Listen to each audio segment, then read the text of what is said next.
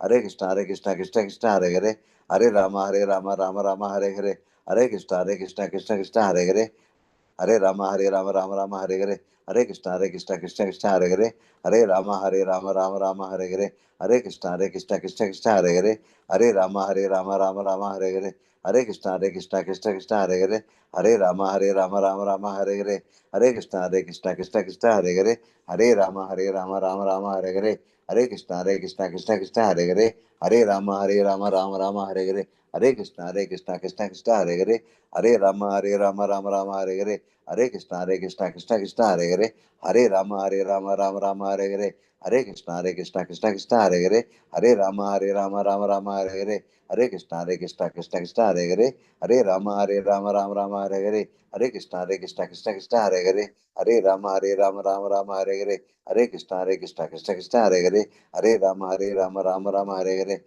Krishna, Krishna Krishna, Hare Rama, Rama, Hare Krishna, Krishna Krishna, Hare Rama, Rama, Hare Krishna, Krishna Krishna, Hare Rama, Rama, Hare Krishna, Krishna Krishna, Hare Rama, Rama, Hare Krishna, Krishna Krishna, Hare Rama, Rama, Hare Krishna, Krishna Krishna, Hare Rama, Rama, Hare Krishna, Krishna Krishna, Hare Rama, Rama, Hare Krishna, Krishna Krishna, Hare Rama, Rama, Hare Krishna, Krishna Krishna, Hare Rama, Rama, Hare Krishna, Krishna Krishna, Hare Rama, Rama, Hare Krishna, Krishna Krishna, Hare Rama, Rama, Hare Krishna, Krishna Krishna, Hare Rama, Rama, Hare Krishna, Krishna Krishna, Hare Rama, Rama, Hare Krishna, Krishna Krishna, Hare Rama, Rama, Hare Krishna, Krishna Krishna, Hare Rama, Rama,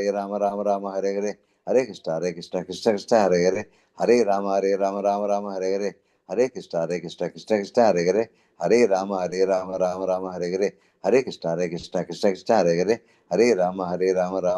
Krishna,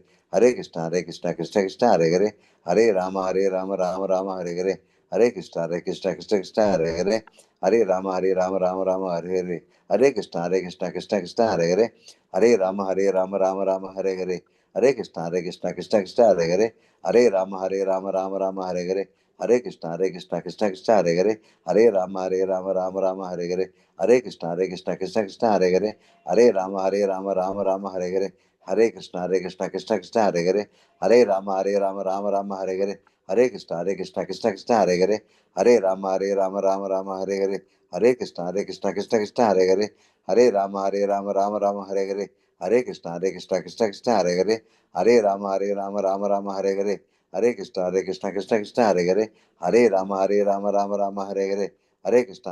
Hare Krishna, Krishna Krishna, Hare Rama, Rama, Hare Krishna, Krishna Krishna, Hare Rama, Rama, Hare Krishna, Krishna Krishna, Hare Rama,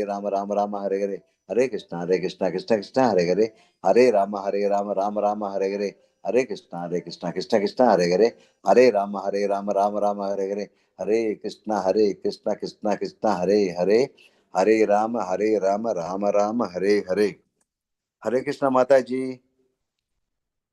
हरे कृष्णा प्रभु जी। हरे कृष्णा माता जी। हरे कृष्णा माता जी। हरे कृष्णा माता जी। हरे कृष्णा प्रभु जी।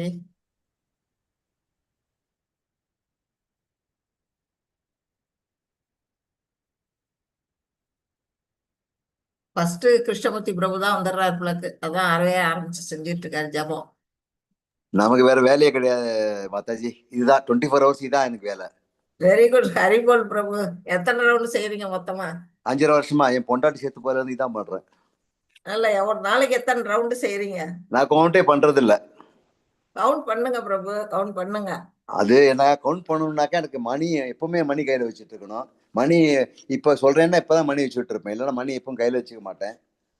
So அதனால வந்து நடக்கிறப்ப போறப்ப வரப்ப எல்லாம் சொல்றதுனால மணி வச்சுட்டே என்ன சுத்தமா இருக்க முடியாது. ஆனா சொல்லலாம், அதனால சொல்லிட்டே இருப்பேன். வேற ஒண்ணும் நீங்க இல்ல. வந்து என்ன செய்யுங்க, மினிமம் ஒரு 16 ரவுண்டு மணி வச்சு செஞ்சிருங்க. அதுக்கு பிறகு நீங்க கவுண்ட்லெஸ்ஸா செய்யுங்க, அது பிரச்சனை இல்ல. இல்ல அது ரைட், அதுதான் அந்த குறிக்கோளும் என்னோட. அதான் அந்த 16 ரவுண்டு செஞ்சு அந்த 4 இதே ஃபாலோ பண்ணிட்டு 16 ரவுண்டு பண்ணிட்டா அதுக்கப்புறம் நான் மாலை போட்டுக்கணும்னு அது இன்னும் ஆகல. அது 16 ரவுண்டு உட்காந்து என்னால பண்ண முடியல. இல்ல உட்கார்ந்து ஒரே இடத்துல பண்ண வேண்டாம் பிரபு. நீங்க உட்காந்து 4 ஒரே இடத்துல நாள் 16 ரவுண்டு பண்ண முடியல. முடியாது காலம்பரம் நான் முடியாது. 3:30 மணிக்கு காலம்பரம் 3:30 மணிக்கு எந்திருப்பேன். அப்போ 2-3 ரவுண்ட் பண்ணுவேன். திருப்பி நான் ஒரு 16 ரவுண்டு நான் வந்து சிரவணம் பண்ணுவேன். அங்க பண்ணிட்டே இருப்பாங்க. பெங்களூர்ல நடந்துட்டு இருக்காது. சிரவணம் காலம்பரம் பண்ணுவேன். போற வரப்ப வாக்கிங் போறப்ப எப்பவுமே எனக்கு அதே தான். சரி கிடைக்கிற டய கிடைக்கிறதுலாம் அதான் இதே பகவத்கீதை படிக்கிறது. பகவத்கீதை ஜாஸ்தி நான் படிக்கிறது கிடையாது. சிரவணம் தான் பண்றது. ஓகே ஓகே நல்ல விஷயம். கோயம்புத்தூர் சிரவணம் தான் கோயம்புத்தூர்ல முக்கியம். படிக்கிறது விட சிரவணம் தான் ஃபர்ஸ்ட் முக்கியம். கரெக்ட். அடுத்தது படிக்கிறது. நீங்க என்ன செய்யுங்க, பிரிச்சு பிரிச்சு பண்ணுங்க. 4 ரவுண்டு 5 ரவுண்டுன்னு பிரிச்சு பிரிச்சு பண்ணீங்கன்னா 16 ரவுண்டு பண்ணிடுவீங்க. அப்படிதான் பண்றேன். பட் நான் கவுண்ட் பண்றது நீங்க சொல்ற வாஸ்தவம் தான். கோயம்புத்தூர் கிளாஸ் ஜாயின் பண்றேன். சென்னை கிளாஸ்ல சரி, ஜாயின் நீங்க பண்ணிருக்கேன். இது அதுல ஒரு லெவல் 2ல ஒரு குரூப் போட்டிருக்காம, அதுல ஃபார்ம் ஃபில்அப் பண்ணீங்களா? அதான் 11-2 அதான் எனக்கு நேத்து கேட்டேன். அவர் என்ன சொன்னீங்கன்னு புரியல. 11-2 என்ன சொன்னீங்கன்னு புரியல எனக்கு. இது லெவல் 2 கிளாஸுக்கு நீங்க அன்னைக்கு மிஸ் பண்ணிட்டீங்க. இது வெள்ளிக்கிழமை அன்னைக்கு வர்றதுக்கு மிஸ் பண்ணிட்டீங்க. ஓஹோ இல்லையே, மிஸ் பண்ண சான்ஸ் இல்லையே.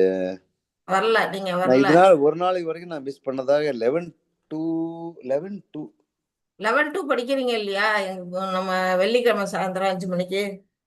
ஓ அதான் எனக்கு புரியல. 11-2 வெள்ளிக்கிழமை சுயாதிகாரம் ஒன்றும் புரியல அது என்னதுன்ட்டு. அதுல வரல ஒண்ணு. அடுத்துல அதுல ஒரு ஃபார்ம் கொடுத்துருக்குறோம். அந்த ஃபார்ம் வந்து இப்ப சண்முக பிரபு போட்டிருக்காரு. அந்த ஃபார்ம் ஃபில்அப் பண்ணுங்க. நீங்க ஒரு நாளைக்கு எத்தனை ரவுண்டு பண்றீங்கன்னு சதகோடி. நாம வந்து அங்க அடுத்த மாசம் பலராம் ஜெயந்திக்கு வந்து என்என்டி பிரபு வந்து சப்மிட் கொடுக்குறாங்க கடவுளுக்கு. அதனால நீங்க வந்து இப்போ ஒரு மினிமமா நீங்க செய்யறத பார்த்தா நிச்சயமா 16 ரவுண்டு செய்வீங்க. அதுக்கு மேல கூட செய்வீங்க. நீங்க ஒரு நாளைக்கு மட்டும் கவுண்ட் பண்ணி எத்தனை ரவுண்ட் பண்றீங்கன்னா அந்த ஃபார்மை ஃபில் பண்ணிடுங்க. அந்த 11-2 சொல்லிங்க என்ன அர்த்தம் புரியல. 11-2 என்ன வட்டி மீன் இல்ல லெவல் 2னா இதுக்கு அடுத்த ஸ்டேஜ். 18 டேஸ் பகவத்கீதா வந்து லெவல் 1 பிரபுஜி. இந்த 18 டேஸ் லெவல் 2 சாரி லெவல் 2 அந்த லெவல் 2ல என்ன நோட்டிபிகேஷன்ஸ் என்ன வர்றது இல்ல. அதான் பிரச்சனை. வருதுங்களே, நான் ரெகுலரா போட்டுட்டு தானே இருக்கோம். எல்லாரும் ஃபில்அப் பண்றாங்கல்ல. லெவல் 2ல கிளாஸ்ல எங்க கிளாஸ்ல இருக்கீங்களா? குரூப்ல இருக்கீங்கல்ல? நான் போட்டதாக தான் ஞாபகம் இருக்கு. பட் தென் எனக்கு அந்த லெவல் 2 நோட்டிபிகேஷன் வரது இல்லைன்னா மிஸ் பண்றேன். சண்முக பிரபு நம்ம குரூப்ல இருக்கிறாரா? லெவல் 2 நான் பார்க்கல. நான் செக் பண்ணிக்கிறேன் மாதாஜி. இல்லைன்னா நான் ஆட் பண்றேன் அவரை. லெவல் 2 எனக்கு அந்த மாதாஜி எனக்கு சொல்லுவாங்க. எனக்கு லெவல் 2ல வாங்கன்னு அந்த மாதாஜி எனக்கு தெரிஞ்சு இருக்காரு. இல்லைன்னா அவர் நம்பரை நான் இதுல இருந்து ஆட் பண்ணிக்கிறேன் மாதாஜி. லெவல் 2 ஆட் பண்ணாங்க. அந்த இது ஃபார்ம் ஃபில்அப் பண்ண சொல்லிடுங்க. நிறைய பேர் ஃபில்அப் பண்ணாம இருக்கிறாங்க. ஒரு 4-5 பேர் தான் பண்ணிருக்கீங்க. இல்ல இன்னைக்கு இப்போ நீங்க பேசிட்டு இருக்க சிரிப்பிரியன்னு ஒருத்தவங்க பண்ணி இது பின்ன ஃபில்அப் பண்ணி போட்டிருக்காங்க. ஓட்டிங் போட்டிருக்காங்க. பட்டுட்டு இருக்காங்க. அவங்க நானும் ரிமைண்ட் பண்ணிட்டு இருக்கேன் மாதாஜி. லெவல் 2 ஞாபகம் இருந்தா அந்த மாமி சொன்னாங்க எனக்கு லெவல் 2 ஜாயின் பண்ணுங்க ஞாபகம் இருக்கு. பட் நான் ஜாயின் பண்ணதா. பட் என் நோட்டிபிகேஷன் ஐ ஹேவ் டவுட் வருதான்ட்டு. லெவல் 2 நான் போட்டு பாக்குறேன். எனக்கு வர மாதிரி தெரியலையே. வரல. உங்க குரூப்ல ஆட் பண்ணிடுவாரு பிரபு, கவலைப்படாதீங்க. ஓகே நிச்சயமா அது ஒரு கமிட்மெண்டாவும் இருக்கும். நான் பண்ணணும் எனக்கு. டீடைலா படிக்கிறோம் அவ்வளவுதான். இந்த ஆமா புரியுது. அது வேற ஒரு மாதாஜி வராங்க. ரைட். பிரணதி நீங்க சொல்றீங்களா பிரபு? நான் சொல்லிடவா? இல்ல நானே சொல்றேன். அதே ஒரு கமிட்மெண்டா அதே பிரணதியா சொல்லணும்னு ஒரு கமிட்மெண்ட் எடுத்துட்டு இருக்கேன். மற்றவங்க ஸ்லோகம் படிச்சு அதுவும் நான் அவங்களுக்கும் ஒரு ஹாப்பியா இருக்கும். ஸோ அட்லீஸ்ட் பிரணதியா விடக்கூடாதுன்னு நான் பார்த்துட்டு இருக்கேன். வேற ஒன்றும் இல்லை. ஓகே சொல்லிடுங்க பிரபு.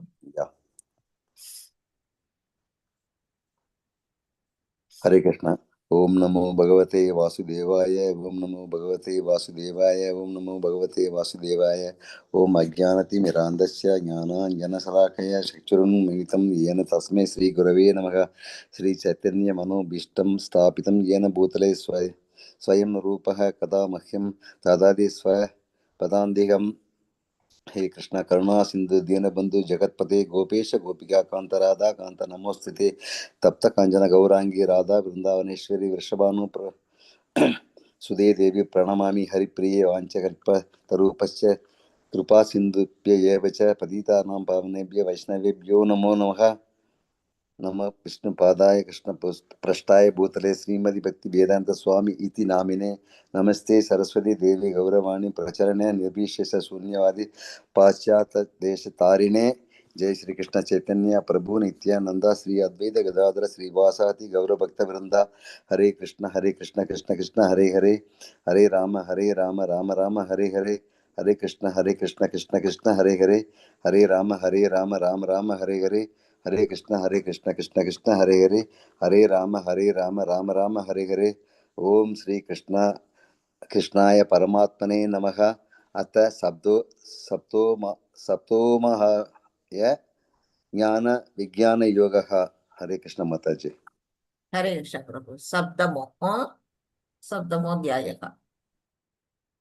இன்னைக்கு நம்ம வந்து 7வது சாப்டர் ஞான விஞ்ஞான யோகம், பகவானை பற்றிய பக்தி யோகத்துல முதல் சாப்டர் இதுதான். இதுல என்ன பார்க்க போறோம்? ஞானம்னா என்ன, விஞ்ஞானம்னா என்ன, பகவானுக்கும் நமக்குள்ள அந்த தொடர்பு என்ன, அவருடைய முழுமையான அவருடைய ஆற்றல் என்ன, இதெல்லாம் வந்து நம்ம இந்த சாப்டர்ல பார்க்க போறோம். ரொம்ப ரொம்ப அழகான சாப்டர். நம்ம வந்து நல்லா கவனமா படிச்சுங்க.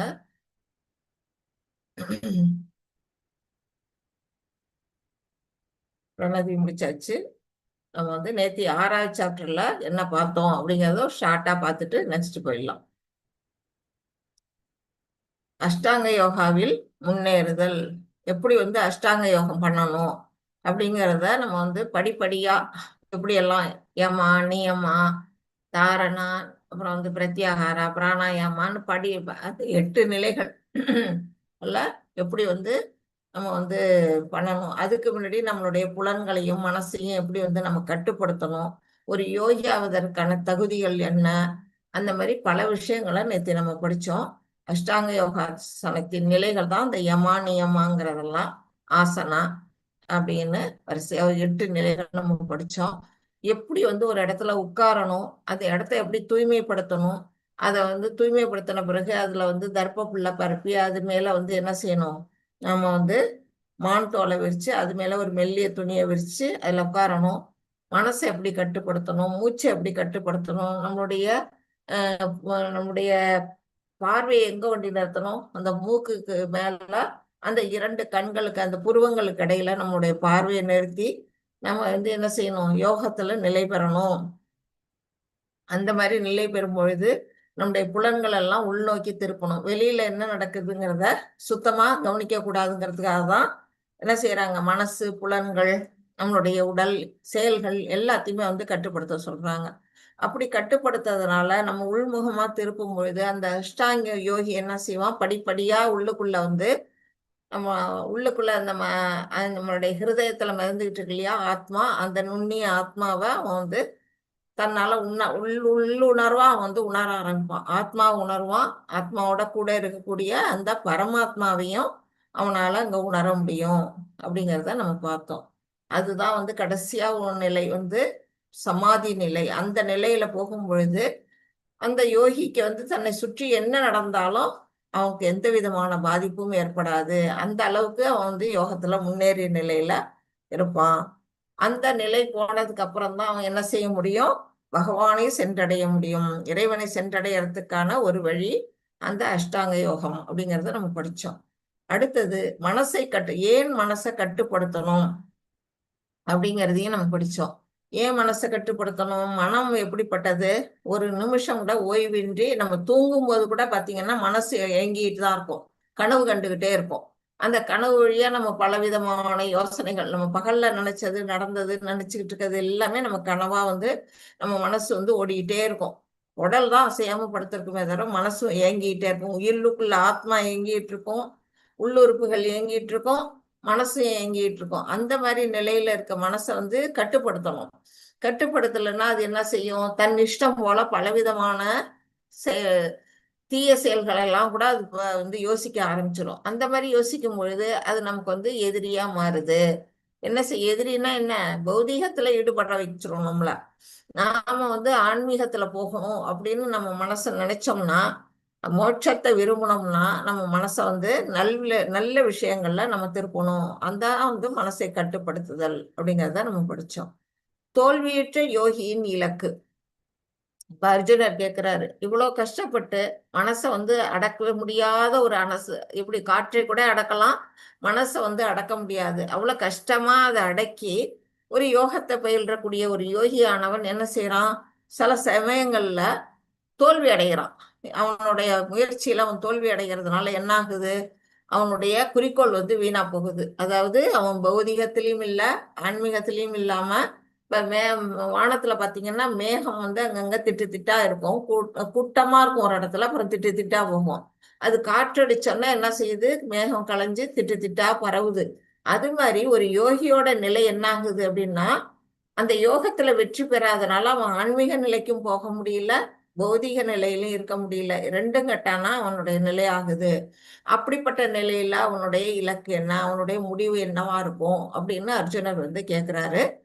அதுக்கு வந்து பகவான் என்ன சொல்றாரு, எந்த அளவுக்கு ஒருத்தன் வந்து பக்தியில ஈடுபடுறானோ அந்த அளவுக்கு வந்து அவன் வந்து வீழ்ச்சி அடைவதே இல்லை.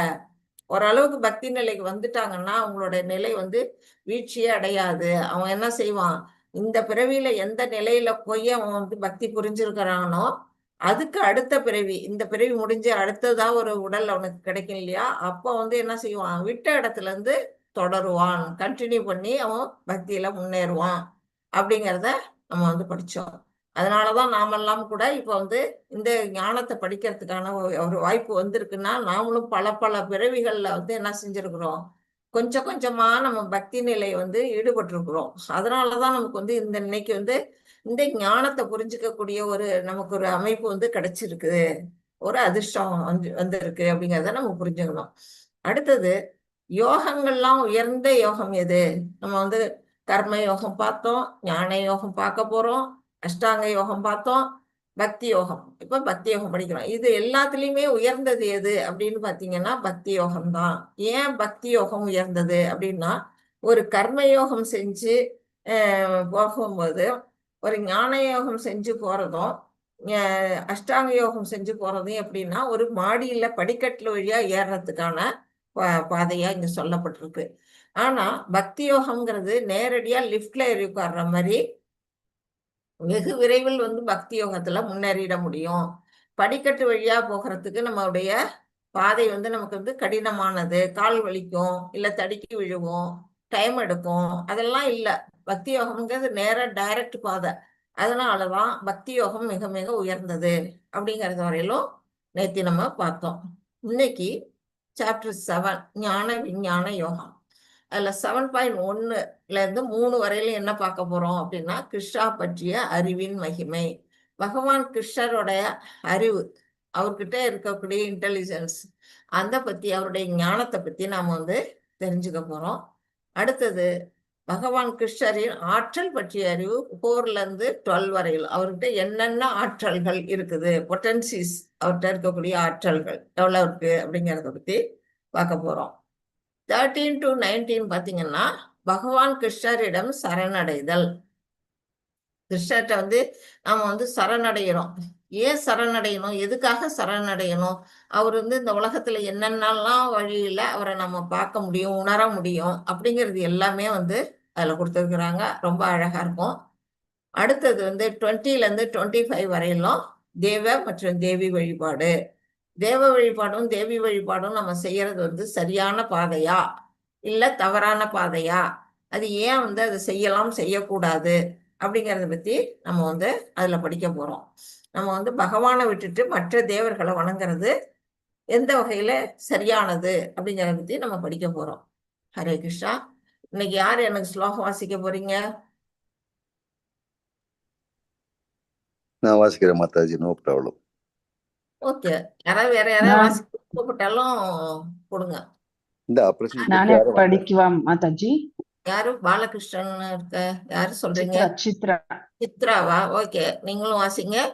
பிரபு நீங்க நாளைக்கு கூட வாசிங்க. மத்த பிரபு இல்ல, அவர் படிக்கிறதுனால படிக்கட்டும். ஓகே, நீங்க நாளைக்கு வாசிங்க. அப்படின்னா இன்னைக்கு பிரபு வாசிக்கட்டும். Okay okay okay. பிரபு வாசிங்க. ஹரே கிருஷ்ணா. ஹரே கிருஷ்ணா. ஸ்ரீ பகவான் உவாச்ச மய்யா சக்தா மனோ பார்த்தா யோகம் யுஜ்ஜன் மத் ஆஸ்ரயः அசம்சயம் समग्रहमं यथा ज्ञास्यसि तत् शृणु. हरे कृष्ण माता जी. ஹரே கிருஷ்ணா பிரபு. புருஷோத்தமரான முழுமுதற் கடவுள் கூறினார். என்ன கூறுறாரு? பிருதாவின் மகனே. பிருதாங்கிறது புத்தியோட பெயர். அதனாலதான் வந்து பிருதாவின் மகனேன்னு அர்ஜுனனை கூப்பிடுறாரு. என்னிடம் பற்றுதல் கொண்ட மனதுடன் என்னை பற்றிய முழு உணர்வில் யோகத்தை பயில்வதன் மூலம் என்னை நீ எவ்வாறு சந்தேகம் ஏதும் முழுமையாக பால் மாத்திரம் இது கொஞ்சம் 2 ஹரே கிருஷ்ணா. ஆயிடுச்சு. சண்முகம் கொஞ்சம் பார்த்துங்க. சொல்லுங்க மாதாஜி. அவங்க பேசினா கொஞ்சம் யாராவது மியூட் போட்டுங்க பிரபு. ஓகே மாதாஜி. ஓகே. என்னிடம் பற்றுதல் கொண்ட மனதுடன் என்னை பற்றிய முழு உணர்வில் பகவான் மேல நம்ம பற்று வச்சு அவரையே நாம வந்து கிருஷ்ண உணர்வுலயே நாம ஈடுபடும் பொழுது அந்த நிலையில யோகம் எப்படி நமக்கும் பகவானுக்குள்ள அந்த தொடர்பை பத்தி நம்ம அதை வந்து தொடர்பை ஏற்படுத்திக்கும் பொழுது என்னை நீ எவ்வாறு சந்தேகம் ஏதுமின்றி எந்தவித சந்தேகமே இல்லாம நீ என்னை பற்றி அறிந்து கொள்ளலாம், அதை என்னிடமிருந்து கேட்பாயாக. தச்சுணு அப்படின்னா கேட்பாயாக அப்படின்னு வந்து அர்ஜுனன்ட்ட வந்து பகவான் வந்து இந்த இடத்துல சொல்றாங்க. அதாவது நம்ம வந்து கிருஷ்ண உணர்வுல இருக்கணும்னா ஃபுல் அண்ட் ஃபுல். இப்ப பிரபு சொன்னாரு, நான் எப்ப பார்த்தாலும் சாண்டிங் பண்றதுதான் என்னோட வேலையே அப்படிங்கிறாரு. அது வந்து எப்படின்னா கிருஷ்ண உணர்வுலயே ஒரு சதா சர்வ காலமும் இருக்கிறாரு அப்படிங்கறத நம்ம தெரிய வருது. அந்த நிலையில தான் ஒவ்வொருத்தரும் நாம என்ன செய்யணும், அந்த உணர்வுல இருக்கும் பொழுது நாம வந்து என்ன செய்ய முடியும், ஈஸியா பகவானை சென்றடையறதுக்கான ஒரு வழி. அதுதான் விஞ்ஞானம். பகவானை பற்றிய விஞ்ஞானம் எதுன்னா அவரை புரிஞ்சு கொள்றதுக்கான ஒரு வழிவகை. அதை வந்து இப்ப வந்து இங்க கிருஷ்ண அர்ஜுனருக்கு சொல்ல போறாரு. அதை நம்ம படிக்கலாம். செகண்ட் ஸ்லோகா பிரபு. हरे कृष्ण माता जी. ஹரே கிருஷ்ண. ज्ञानं ते अहं सविज्ञानम् इदं वक्ष्यामि येष सतः यज्ञात्वा नेह भूयो यज्ञात्वम् अवशिष्यते. हरे कृष्ण माता जी. ஹரே கிருஷ்ணா பிரபு.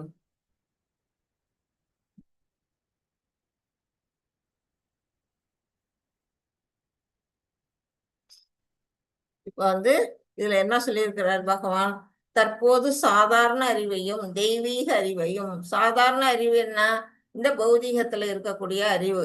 நாம வந்து இந்த உலகத்துல வாழ வேண்டிய கல்வி எப்படி வாழணுங்கிறதெல்லாம் நமக்கு வந்து பகவத்கீதை வந்து நமக்கு சொல்லி கொடுக்குது. அந்த பௌதீக அறிவையும் தெய்வீக அறிவுன்னா என்ன, கிருஷ்ண உணர்வை பற்றி நாம் வந்து நம்ம இந்த உடல், அப்புறம் வந்து நம்ம சுற்றி இருக்கக்கூடிய இந்த பிரபஞ்சம், நம்மளுடைய ஆத்மா, அப்புறம் இந்த இரண்டையும் ஆளக்கூடியவர் இந்த பகவான் வந்து என்ன செய்யறாரு, நம்மளுடைய ஆத்மாவையும் இந்த பிரபஞ்சத்தையும் அவர்கிட்ட தான் படைச்சாரு.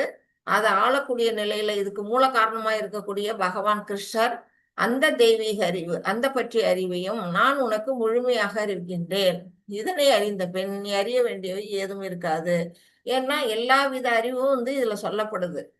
எல்லாமே தெரிஞ்சுக்கிட்ட பிறகு வேற ஒண்ணும் நம்ம தெரிஞ்சுக்க வேண்டிய அவசியமே இல்லை. அப்படிப்பட்ட ஒரு ஞானத்தை நான் உனக்கு கொடுக்குறேன் அப்படின்னு சொல்லி ஆரம்பிக்கிறாரு.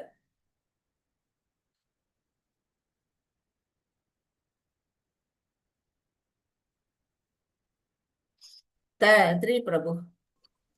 हरे कृष्ण माता जी. मनुष्याणां सहस्रेषु कश्चित् यतति सिद्धये यदताम् अभिसिद्धानां कस्मिन् मां वेत्ति तत्त्वतः. हरे कृष्ण माता जी. ஹரே கிருஷ்ணா பிரபு. இதுல என்ன சொல்லியிருக்காங்க, மனுஷியானம் சகசிரேஷு. இப்போ வந்து உலகத்துல பாத்தீங்கன்னா நம்மளுடைய இது நம்மளுடைய ஜனத்தொகை பாத்தீங்கன்னா கோடானு கோடி மக்கள் நம்ம வாழறோம். இப்ப நம்முடைய இந்த குரூப்ல பாத்தீங்கன்னா மினிமம் வந்து ஒரு 90 பேர் 95 பேர் கிட்ட வந்து ரிஜிஸ்ட்ரேஷன் பண்ணி இருக்கிறாங்க.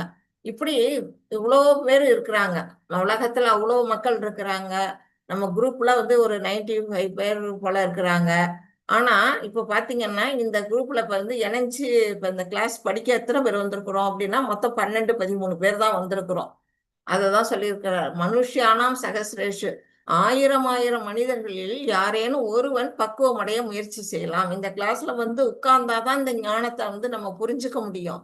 நம்ம வராம ரெஜிஸ்ட்ரேஷன் பண்ணிட்டு வீட்டுல உட்காந்துருந்தோம்னா ஒண்ணும் தெரியாது. நமக்கு இந்த அறிவு வந்து நமக்கு கிடைக்காம போயிடும். அததான் வந்து சொல்றாரு, 1000 மனிதர்களில் யாரேனும் ஒருவன் பக்குவம் அடைய முயற்சி செய்யலாம். அவ்வாறு பக்குவம் அடைந்தவர்களில் கூட யாரேனும் ஒருவனே என்னை உண்மையாக அறிகின்றான் அப்படின்னு பகவான் வந்து இந்த இடத்துல சொல்றாங்க. அதாவது நிறைய பேர் என்ன செய்யறாங்கன்னா அருவத்துல ஈடுபடுறாங்க. அதாவது பகவானுடைய ஒளி வடிவமா இருக்கக்கூடிய அந்த பிரம்ம ஜோதியை வந்து மனசுக்குள்ள தியானம் பண்றாங்க. அப்போ அதுல கொஞ்சம் பேர் போயிடுறாங்க. ஒளி வடிவமா இருக்கக்கூடிய ஒளி வடிவத்தை வணங்குறவங்க. அடுத்தது கொஞ்சம் பேர் என்ன செய்யறாங்க, மனசுக்குள்ள இருக்கக்கூடிய பரமாத்மா ரூபத்தை கொஞ்சம் பேர் வழிபாடு பண்றாங்க. ஆனா யாரோ ஒருத்தர் கொஞ்சம் பேர் தான் என்ன செய்யறாங்க, முழுமுதற் கடவுள் கிருஷ்ணர் தான் அப்படிங்கிறத உணர்ந்து பகவானை தியானம் பண்றாங்க. அந்த நிலையில தான் வந்து இத பகவான் சொல்லியிருக்கிறார். 1000 மனிதர்கள் இல்ல யார் முழுமையா யார் வந்து தெரிஞ்சுக்கிறாங்க, யாரோ கொஞ்சம் பேர் தான் பகவானை பத்தி விஷயத்த தெரிஞ்சுக்கிறாங்க. அந்த நிலையிலையும் யாரோ ஒருவர் தான் வந்து என்ன செய்யறாங்க, அது இறைவனுடைய ஆன்மீக உலகத்துக்கு போறாங்க. அததான் வந்து இங்க சொல்லியிருக்கிறாங்க. இதுல பாத்தீங்கன்னா இங்க மராத்தான் போட்டி நடக்குது. மராத்தான் போட்டினாலே வந்து நிறைய பேர் கலந்துக்குவாங்க. எல்லாருமே வந்து என்ன செய்வாங்க, அந்த ஓட்டப்பந்தயத்துல போகும் பொழுது எத்தனை பேர் அங்க வெற்றி அடைவாங்க. ஒரு 100 பேர் கலந்துக்கிறாங்க அப்படின்னு நம்ம வச்சுக்குவோம். அந்த 100 பேரும் ஓடும் பொழுது பாதி பேர் என்ன செய்வாங்க, பாதி வழியிலேயே வந்து கால் வலி இல்ல தடுக்கி விழறது, ஏதோ உடல் அசதி, ஏதோ ஒரு காரணத்தினால தயங்கி தயங்கி வந்து என்ன செய்வாங்க, பின்தங்கிடுவாங்க. அங்க போய் சேரும் பொழுது பார்த்தா முதல் ஆளா ஒரு ஆள் தான், ஒருத்தர் தான் போவாரு. அதுக்கு பிறகு 2, 3ன்னு ஒரு 3 நபர்களை வந்து அந்த போட்டியில வந்து பரிசு கொடுத்து இது பண்ணுவாங்க, பாராட்டுவாங்க. அந்த மாதிரி தான் நம்ம ஆன்மீகத்துல நம்ம என்ன செய்யறோம், எல்லாருமே வந்து ஆன்மீகத்துல ஈடுபடணும் அப்படின்னு நம்ம எல்லாருமே நினைக்கிறோம். நிறைய பேர் 1000 மனிதர்களும் என்ன செய்யறாங்க, நமக்கு அப்பாற்பட்ட ஒரு சக்தி இருக்குது அப்படிங்கறத தெரிஞ்சுக்கிட்டு அந்த கடவுளை வணங்கணும் அப்படின்னு நினைச்சு வர்றாங்க. ஆனா என்ன செய்யறாங்க, மராத்தான்ல பாதியிலே நிக்கிற மாதிரி பாதியிலேயே வந்து என்ன செஞ்சிடறாங்க, விட்டுடுறாங்க. அதை கண்டினியூ பண்றது இல்ல. அந்த கண்டினியூ பண்ணி யார் வந்து கடைசி மட்டும் போய் முதல் இடத்த 2வது இடமும் பிடிக்கிறாங்களோ அவங்கதான் வந்து ஆன்மீக உலகத்தை சென்றடைய முடியும் அப்படிங்கிறது தான் இந்த இடத்துல வந்து பகவான் வந்து சொல்லி இருக்கிறாங்க. 7.4 பிரபு. कृष्णा माता जी। भूमिरपो नलो वायुः कं मनो बुद्धिर्येव च अहंकार इति यं मे भिन्ना प्रकृतिर अष्टता। हरे कृष्णा माता जी। ஹரே கிருஷ்ணா. இதுல என்ன சொல்றாரு, பூமி நாபோ நலோ வாயு, நிலம் நீர் நெருப்பு காற்று ஆகாயம் அப்புறம் மனம் புத்தி அகங்காரம், இந்த 8ம் சேர்ந்ததே என்னிடம் இருந்து பிரிந்த ஜட சக்திகள். பகவான் வந்து இதுல சொல்றார், ஃபர்ஸ்ட் இந்த ஜட உலகத்தை வந்து எப்படி தோற்றுவிக்கிறார் அப்படிங்கிறத தான் அவர் சொல்றாரு. பகவான் நாராயணர் வந்து என்ன செய்யறாரு, முதல்ல கிருஷ்ணர் இருக்காரு. அந்த கிருஷ்ணர்ட்ட இருந்து பல விரிவங்கங்களா வராங்க, ஒவ்வொருத்தரா வராங்க. பலராமர் வராரு, அதுக்கு பிறகு சதுர்யுகம் வருது. சதுர்யுகத்துல இருக்கக்கூடிய மூல சங்கர்ஷ்ணர்ட்ட இருந்து நாராயணர் வராரு. அந்த நாராயணர் என்ன செய்யறாரு, அவரு இன்னும் விரிவடைகிறாரு. மறுபடியும் ஒரு 4 சதுர்யுகமா விரிவடைகிறாரு. அதுக்கு பிறகு எப்படி வராங்க, 3 விதமான புருஷ அவதாரங்கள் வராங்க. அந்த 3 புருஷ அவதாரங்கள் என்ன அப்படிங்கறத பார்த்தோம்னா, முதல்ல பாத்தீங்கன்னா, இப்ப நம்ம இந்த ஃபர்ஸ்ட் எடுத்தோடனே நீங்க பாத்தீங்கன்னா, இங்க பாருங்க, உங்களுக்கு அதை காட்டுறேன். இந்த போட்டோல இருக்கிறார் இல்லையா, இந்த நாராயணர் தான் வந்து காரணோகதாயி விஷ்ணு. இவருதான் வந்து என்ன செய்யறாரு, முதல்ல நாராயணர் தோற்றத்தோட அவர் வந்து என்ன செய்யறாரு, காரணக்கடல் அப்படிங்கிற அந்த கடல்ல படுத்துக்கிட்டு இருக்காரு, பள்ளி கொண்டிருக்காரு. இவருக்கு பாத்தீங்கன்னா சேஷ வாகனம் அங்க இருக்காது. மற்ற பெருமாள்லாம் பாத்தீங்கன்னா சேஷத்து மேல, ஆதிசேஷன் மேல படுத்திருப்பாரு. தாயார் லட்சுமி வந்து காலை வருடி கொடுப்பாங்க. ஆனா இங்க வந்து பகவான் மட்டுமே, நாராயணர் மட்டுமே இருப்பாரு. இந்த நாராயணர் தான் மூல நாராயணர். இவர் தான் வந்து என்னது, அந்த காரணோகதாயி விஷ்ணு அப்படின்னு வந்து சொல்லப்படக்கூடிய விஷ்ணு. அவர்கிட்ட இருந்து அடுத்ததா வந்து என்ன வருது அப்படின்னு பாத்தீங்கன்னா, அவர் என்ன செய்யறாரு, அவருடைய உடல்ல இருந்து அவருடைய ஒவ்வொரு மூச்சு காற்றுக்கும் உலகத்தை வந்து உற்பத்தி பண்றாரு. அப்புறம் இன்ஹேல் பண்ணும்போது உள்ள போயிடுது, அவருடைய மூச்சுக்குள்ளேயே, அவர் உள்ளேயே போய் எல்லாமே உலகமும் அடங்கிடுது. பிரளய வெள்ளத்துல வந்து எப்படி உள்ள போகுது வெளியில வருதுங்கிறத வந்து நம்ம பாகவதம் படிக்கும்போது இன்னும் டீட்டெயிலா படிக்கலாம். இப்ப அது எப்படி உலகங்கள்லாம் வருதுன்னா அவருடைய ரோமக்கால்கள், நம்மளுடைய உடல்ல எல்லாம் பாத்தீங்கன்னா ரோமக்கால்கள் இருக்கு இல்லையா நம்ம உடல்ல, அந்த ஒவ்வொரு ரோமக்கால்கள்ல இருந்தும் அவருடைய உடல்ல இருந்து ஒவ்வொரு அண்டங்கள்லாம் வெளியில வருது. இப்ப நாம இருக்கக்கூடியது இந்த பிரபஞ்சம் நம்ம கண்ணுக்கு தெரிஞ்சு ஒரு அண்டம் இருக்குன்னா இதை போல பல பல அண்டங்கள் வந்து வானவெளியில இருக்குது. அந்த ஆன்மீக உலகம், இந்த பௌதிக உலகத்துல நிறைய அண்டங்கள் வந்து மிதந்துகிட்டு இருக்குது. ஆனா நம்ம கண்ணுக்கு வந்து எதுவுமே நமக்கு தெரியல. நம்மளுடைய அதான் நம்ம வந்து குறையுடைய புலன்கள், நம்ம நம்ம வந்து 4 டிஃபெக்ட்ஸ்ல இருக்கிறோம். அதனால நமக்கு அவ்வளவு தூரம் அது தெரிய மாட்டேங்குது. அந்த மாதிரி அண்டங்கள்லாம் வெளியில வரும்பொழுது அது எங்க இருந்து வருதுன்னா ஒரு மகத்தத்துவான்னு சொல்லக்கூடிய மேக கூட்டம் மாதிரி இருக்கும் வானத்துல. அந்த மேக கூட்டத்துல இதெல்லாம் உள்ள இருக்கும். பகவானுடைய பார்வை பட்டோம்னா அதுக்குள்ள இருந்து எல்லாம் வந்து வெளியில வருது. எது? நிலம், நீர், நெருப்பு, காற்று, ஆகாயம், மனம், புத்தி, அகங்காரம், இந்த 8 ஜட சக்திகளும் அங்குல இருந்து வெளியில வருது. இது வந்து எப்படி செய்யறாரு அப்படின்னா மாயை உதவியோடு, மாயாதேவி அவருடைய உதவி வச்சு அவர் செய்யறாரு. மாயாதேவிங்கிறது அவருடைய சக்தி தான், யோக மாயா. அப்புறம் வந்து இன்னொன்னு மகாமாயா அப்படின்னு 2 இருக்காங்க. அந்த மகாமாயை மூலமா அவர் என்ன செய்யறாரு, இந்த பௌதிக உலகத்தை படைக்கிறாரு. எதுக்காக படைக்கிறாரு? நாம உயிர்வாழிகள்லாம் வந்து இங்க வசிக்கணும் அப்படிங்கிறதுக்காக தான் நமக்காக இந்த உலகத்தை அவர் படைக்கிறாரு. படைச்ச உடனே அவர்கிட்ட அடுத்தது என்ன செய்யறாருன்னா அவர்கிட்ட இருந்து இன்னொரு விஷ்ணு பிரிஞ்சு வர்றாரு. அவர் யாரு அப்படின்னா கர்ப்பவதாய விஷ்ணு அப்படின்னு சொல்லக்கூடியவரு. அவர் என்ன பண்றாரு, இந்த படைத்த அண்டங்களுக்குள்ளெல்லாம் ஒவ்வொரு எத்தனை அண்டங்கள் படைச்சாரோ அத்தனைக்குள்ளேயும் அவர் உள் புகுந்து அதன் அண்டங்களை தாங்குறார். அவர் தான் வந்து கற்போகத நீர்ல படுத்துக்கிட்டு ஆதிசேஷன் மேல படுத்துக்கிட்டு அவர் இந்த உலகத்தை வந்து தாங்கிட்டு இருக்கிறாரு அப்படின்னு சொல்லப்படுது. அப்புறம் அப்ப அவருடைய உந்தி கமலத்துல தான் யார் வரா அப்படின்னா அந்த தாமரை தண்டு வளர்ந்து அந்த தாமரை பூல பிரம்மா வந்து முதல் உயிர் வழியா வெளியில வராரு. அதுக்கு பிற்பாடு அந்த 14 உலகங்களும் அந்த தாமரை தண்டுக்குள்ள அடங்கி இருக்குது. மறுபடியும் அவர் என்ன செய்யறாரு, இன்னும் தன்னை விரிவாக்கம் பண்றாரு. கர்ப்போகதாய் விஷ்ணுகிட்ட இருந்து க்ஷீரோகதாய் விஷ்ணு அப்படிங்கிற ஒரு அடுத்த நிலை வந்து வருகிறாரு. அவர் என்ன செய்யறாரு அப்படின்னா அந்த அண்டங்கள்லாம் படைச்சு உயிர்வாழிகள்லாம் வந்தோடனே அந்த ஒவ்வொரு உயிர்வாழிகளுக்குள்ளேயும் என்ன செய்யறாரு, பரமாத்மாவா போய் உள்ளுக்குள்ள இருக்கிறார். நம்ம இதயத்துக்குள்ள இருக்கிறது நம்ம மட்டும் இல்ல, தேவர்கள், மனிதர்கள், விலங்குகள், பறவைகள், அப்புறம் வந்து தாவரங்கள், ராட்சசர்கள் எல்லாருக்குள்ளேயும் அவர் என்ன செய்யறாரு, உள்ள போய் பரமாத்மா 4 கை ரூபமா வந்து உள்ளுக்குள்ள இருக்கிறாரு. அவர் எங்க இருக்கிறாரு அப்படின்னா நம்ம எல்லாருக்கும் தெரிஞ்சது பார்க்கடல்ல பள்ளி கொண்ட பெருமாள்னு சொல்லுவோம் இல்லையா, அந்த பார்க்கடல் ஸ்ரீரோகதாய் விஷ்ணுங்கிறவரு அவருதான். அந்த முள்ளுக்குள்ள இருக்கக்கூடிய பரமாத்மா ரூபத்துல இருக்கக்கூடியவர். இந்த நிலையில தான் அவர் என்ன செய்யறாரு, தன்னை விரிவாக்கி உலகத்தை படைச்சு உயிர்வாழிகளை படைச்சு அதுக்குள்ள வந்து உலகத்தையும் தாங்கி நம்ம உயிர்வாழிகளுக்குள்ளேயும் வந்து அவர் பரமாத்மாவா வாசம் பண்ணி நம்ம எல்லாருக்கும் எப்படி வாழணும் அப்படிங்கிற வழிகாட்டியா இருந்து அவர் செஞ்சுக்கிட்டு இருக்கிறாரு அப்படிங்கிறத நம்ம தெரிஞ்சுக்கணும். 7.5 பிரபு.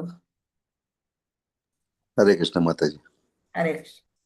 अपरेयम् इतस्त्वायं प्रकृतिं विद्धि मे परां जीवभूतां महाबाहो यदेदं तर्यते जगत्। हरे कृष्ण माता जी। ஹரே கிருஷ்ணா.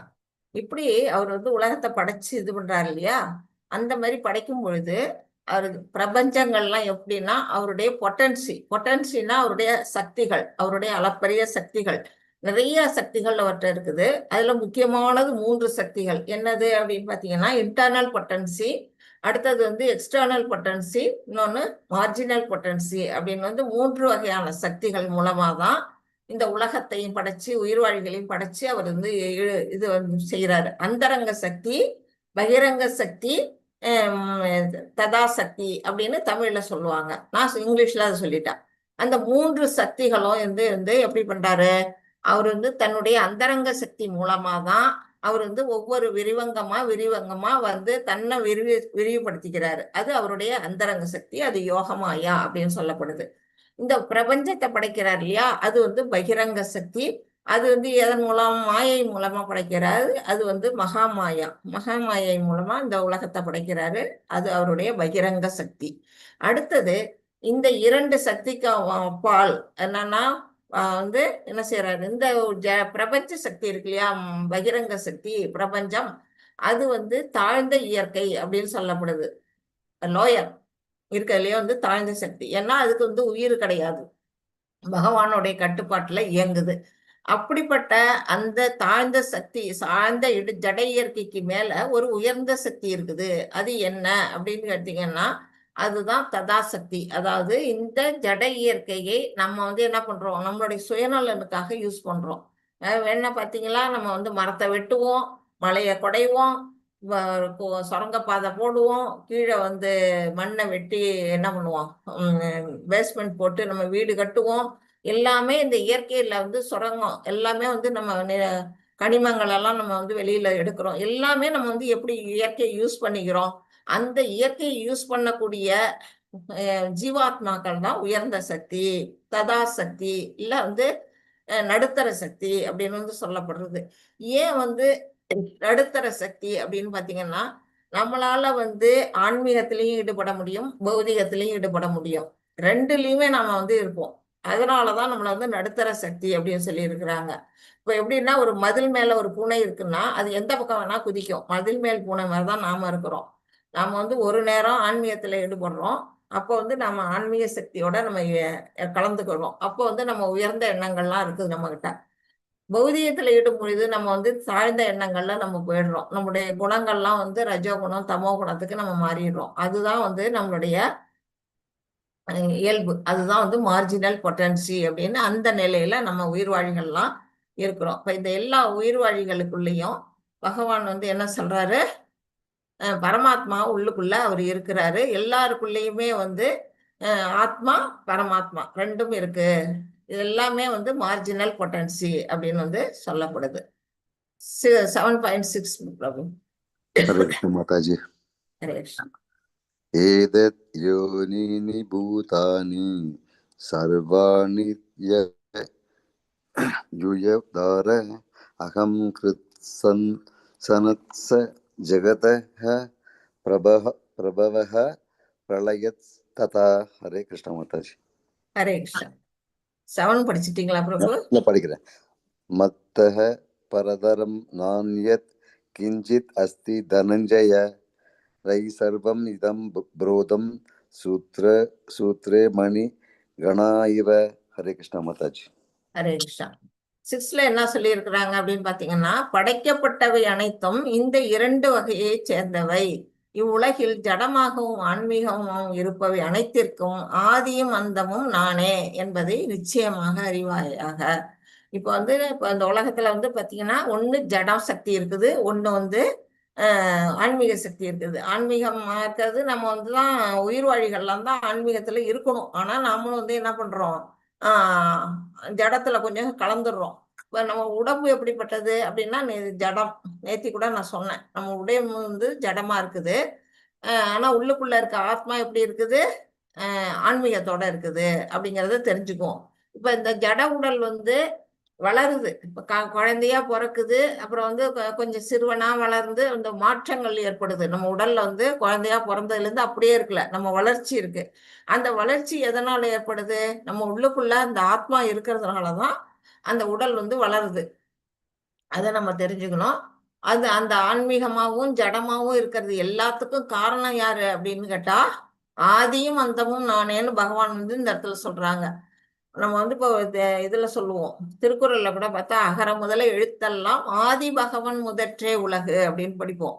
அந்த மாதிரி எல்லாத்துக்கும் ஆதி காரணம், சர்வ காரணம் ஈஸ்வரக பரமகிருஷ்ணக சச்சிதானந்த விக்கிரக அநாதிராதி கோவிந்தக என்னது ஆதிராதி கோவிந்தக சர்வ காரணம். அதாவது எல்லாத்துக்கும் மூல காரணமா இருக்கிறது யாரு அப்படின்னு பார்த்தா பகவான் கிருஷ்ணர் தான்.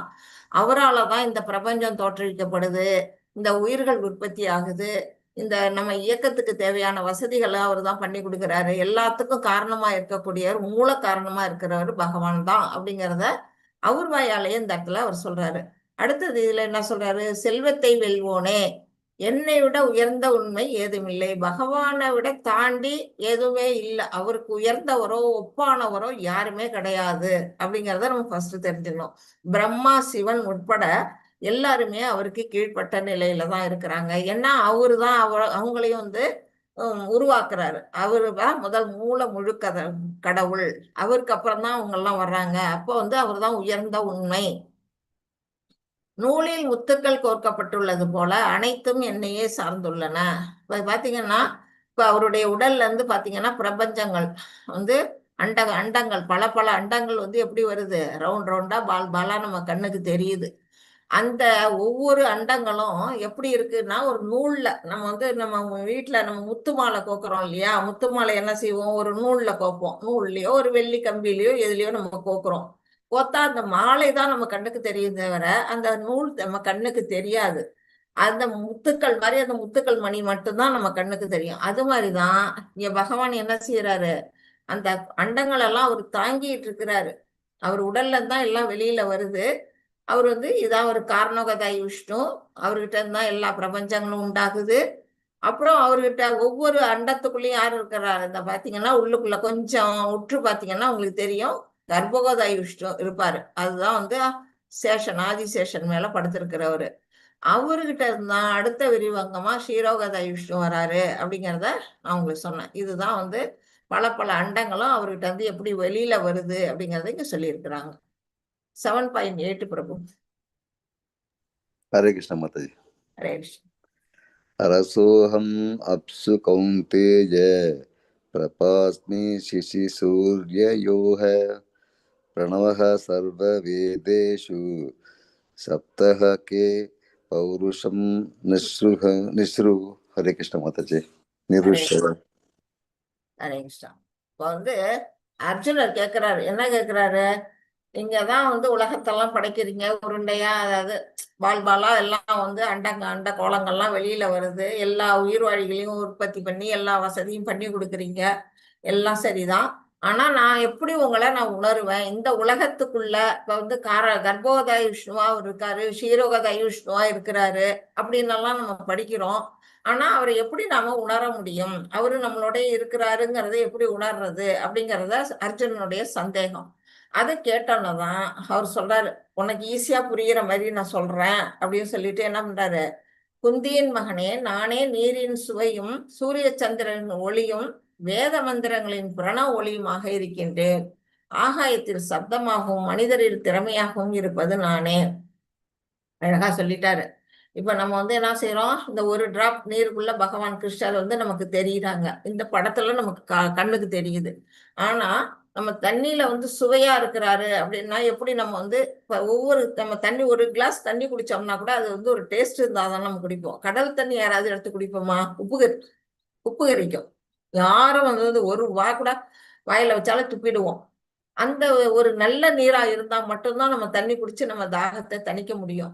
அப்ப அந்த தண்ணியில வந்து என்ன சுவையா இருக்கிறது யாரு அப்படின்னா பகவான் சொல்றாரு, நான் தான் அந்த சுவை. உங்களுக்கு வந்து குடிக்கக்கூடிய தண்ணியில சுவையா நான் இருக்கிறேன். அப்புறம் சூரிய சந்திரனும் ஒளி, அவருடைய கண்கள் 2 கண்களும் தான் ஒரு சூரியனும் சந்திரனுமா இருக்குது. அப்படிங்கும் பொழுது அங்க ஒளி கொடுக்கறது யாரு, பிரகாசம். பகல்ல நமக்கு வெளிச்சமும் ராத்திரில ஒரு குளிர்ந்த நில ஒளியும் கிடைக்குது. எதனால, அதுக்கும் பகவான் தான் காரணம். அவரு தான் அந்த ஒளிய அங்க கொடுக்கறாரு. அப்புறம் வேத மந்திரங்கள் நம்ம வந்து உச்சரிக்கக்கூடிய வேதங்கள் எல்லாம் உச்சரிக்கும் போது பாத்தீங்கன்னா ஓம்ங்கிற அந்த சவுண்ட் வரும். அந்த ஓம் சொல்லிதான் ஆரம்பிப்பாங்க. அந்த ஓமா இருக்கக்கூடிய சவுண்ட் யாரு அப்படின்னு கேட்டா அதுவும் பகவான் தான், நான் தான் அப்படிங்கிறாரு. ஆகாயத்தில் சப்தமாகவும் நல்ல அமைதியான நேரத்துல பாத்தீங்கன்னா ஆகாயத்துல வந்து ஒரு சவுண்டு நமக்கு கேட்கும். அந்த சப்தமும் நான் தான் அப்படிங்கிறாரு. மனிதரில் திறமையாக இருப்பதும் நானே. அவர் இப்படியே சொல்லிட்டாரு. அப்ப வந்து நம்ம எல்லாம் என்ன நினைச்சுக்கணும், நம்மள்ட்ட இருக்க திறமையெல்லாம் எனக்கு இவ்வளவு திறமை இருக்குன்னு நம்ம எல்லாம் சொல்லவே கூடாது. பகவான் தான் அங்க நமக்கு அந்த திறமையை கொடுக்கிறாரு. அந்த திறமை இல்லைன்னா நம்மளால எதுவுமே செய்ய முடியாது. அதை வந்து நம்ம புரிஞ்சுக்கணும். பகவான் எல்லாருக்கும் ஒவ்வொரு திறமையை வந்து வெளிப்படுத்துறாரு இல்லையா, அது வந்து அந்த திறமையும் பகவான் தான் அப்படிங்கிறத நம்ம தெரிஞ்சுக்கணும். அடுத்தது வந்து இதுல என்ன சொன்ன, இதெல்லாம் படிச்சுட்டோம். மனிதனில் திறமை வரை படிச்சாச்சு. நிலத்தின் மூல நறுமணம், பூமியில பாத்தீங்கன்னா ஒரு நறுமணம் இருக்குது. அது எப்போ உணர்வோம், மழை பெஞ்சாதான் உணர முடியும். ஒரு லைட்டா ஒரு கோடை காலத்துல ஒரு மழை அடிச்சோன்னா மண்ணுல இருந்து ஒரு மனம் வரும். அந்த மூல நறுமணமா இருக்கிறதும் நான் தான் அப்படிங்கிறாரு. அப்புறம் நெருப்புல வெப்பம் இருக்கு இல்லையா, கண்ணுக்கு ஒளி தெரியுது, ஒரு சூடு இருக்கு. அந்த வெப்பம் இருந்தாதான் நம்ம எல்லாமே வந்து நம்ம சமையலுக்கு கூட அது முடியும். அந்த மாதிரி அந்த வெப்பமா இருக்கிறதும் அவர்தான். நம்ம எல்லா வகையிலயும் நமக்கு வந்து வாழ்க்கையில உதவியா இருக்கிறாரு அவரு. உயிரினங்களின் வாழ்க்கை உயிரா இருக்கக்கூடியதும் அவர்தான். சன்னியாசிகளுடைய தவமா இருக்கிறதும் பகவான் கிருஷ்ணர். எல்லா உயிரினங்களின் மூல விதை, எல்லா உயிரினங்களும் தோன்றத்துக்கு மூலம் பீஜமா இருக்கிறது யாருன்னா பகவான். புத்திசாலிகளின் புத்தி, நுண்ணறிவுன்னு ஒண்ணு இருக்கு இல்லையா? சாதாரண அறிவு வேற, நுண்ணறிவுங்கிறது ஒண்ணு வேற. அது அந்த நுண்ணறிவும் என்ன அப்படின்னு பாத்தீங்கன்னா நான் தான் அப்படிங்கிறாரு. காமமும் பற்றுதலும் அறவே இல்லாத பலசாலிகளின் பலம். பலசாலின்னா பயில்வான்லாம் இருப்பாங்க, நிறைய பேர் வந்து குச்சிச்சண்டை வீரர்கள்லாம் இருக்காங்க. அந்த பலம் எங்க இருந்து அவங்களுக்கு வந்தது அப்படின்னா அதுவும் பகவான் கிருஷ்ணர் தான் அந்த பலமா அவங்களுக்கு இருக்கிறாரு. தர்மத்தின் கொள்கைகளுக்கு விரோதமில்லாத காமம். தர்மத்தின் கொள்கைகள்னா என்ன? தர்மப்படி ஒருவனுக்கு ஒருத்தின்னு வாழணும். அந்த நிலையில இருக்கும்போது அதுக்கு வந்து அந்த நிலையில ஒருவனுக்கும் ஒருத்திக்கும் உள்ள அந்த காமம் நிலை இருக்கு இல்லையா? காதல் காமம் எப்படி வேணா வச்சுக்கலாம். அதுவா இருக்கிறதும் நான் தான் அப்படின்னு வந்து பகவான் வந்து இதுல சொல்றாங்க. இப்படி எல்லாமாக அவர் தான் வந்து இந்த உலகத்துல இருக்கிறாரு அப்படிங்கிறத நமக்கு சொல்லிட்டாங்க.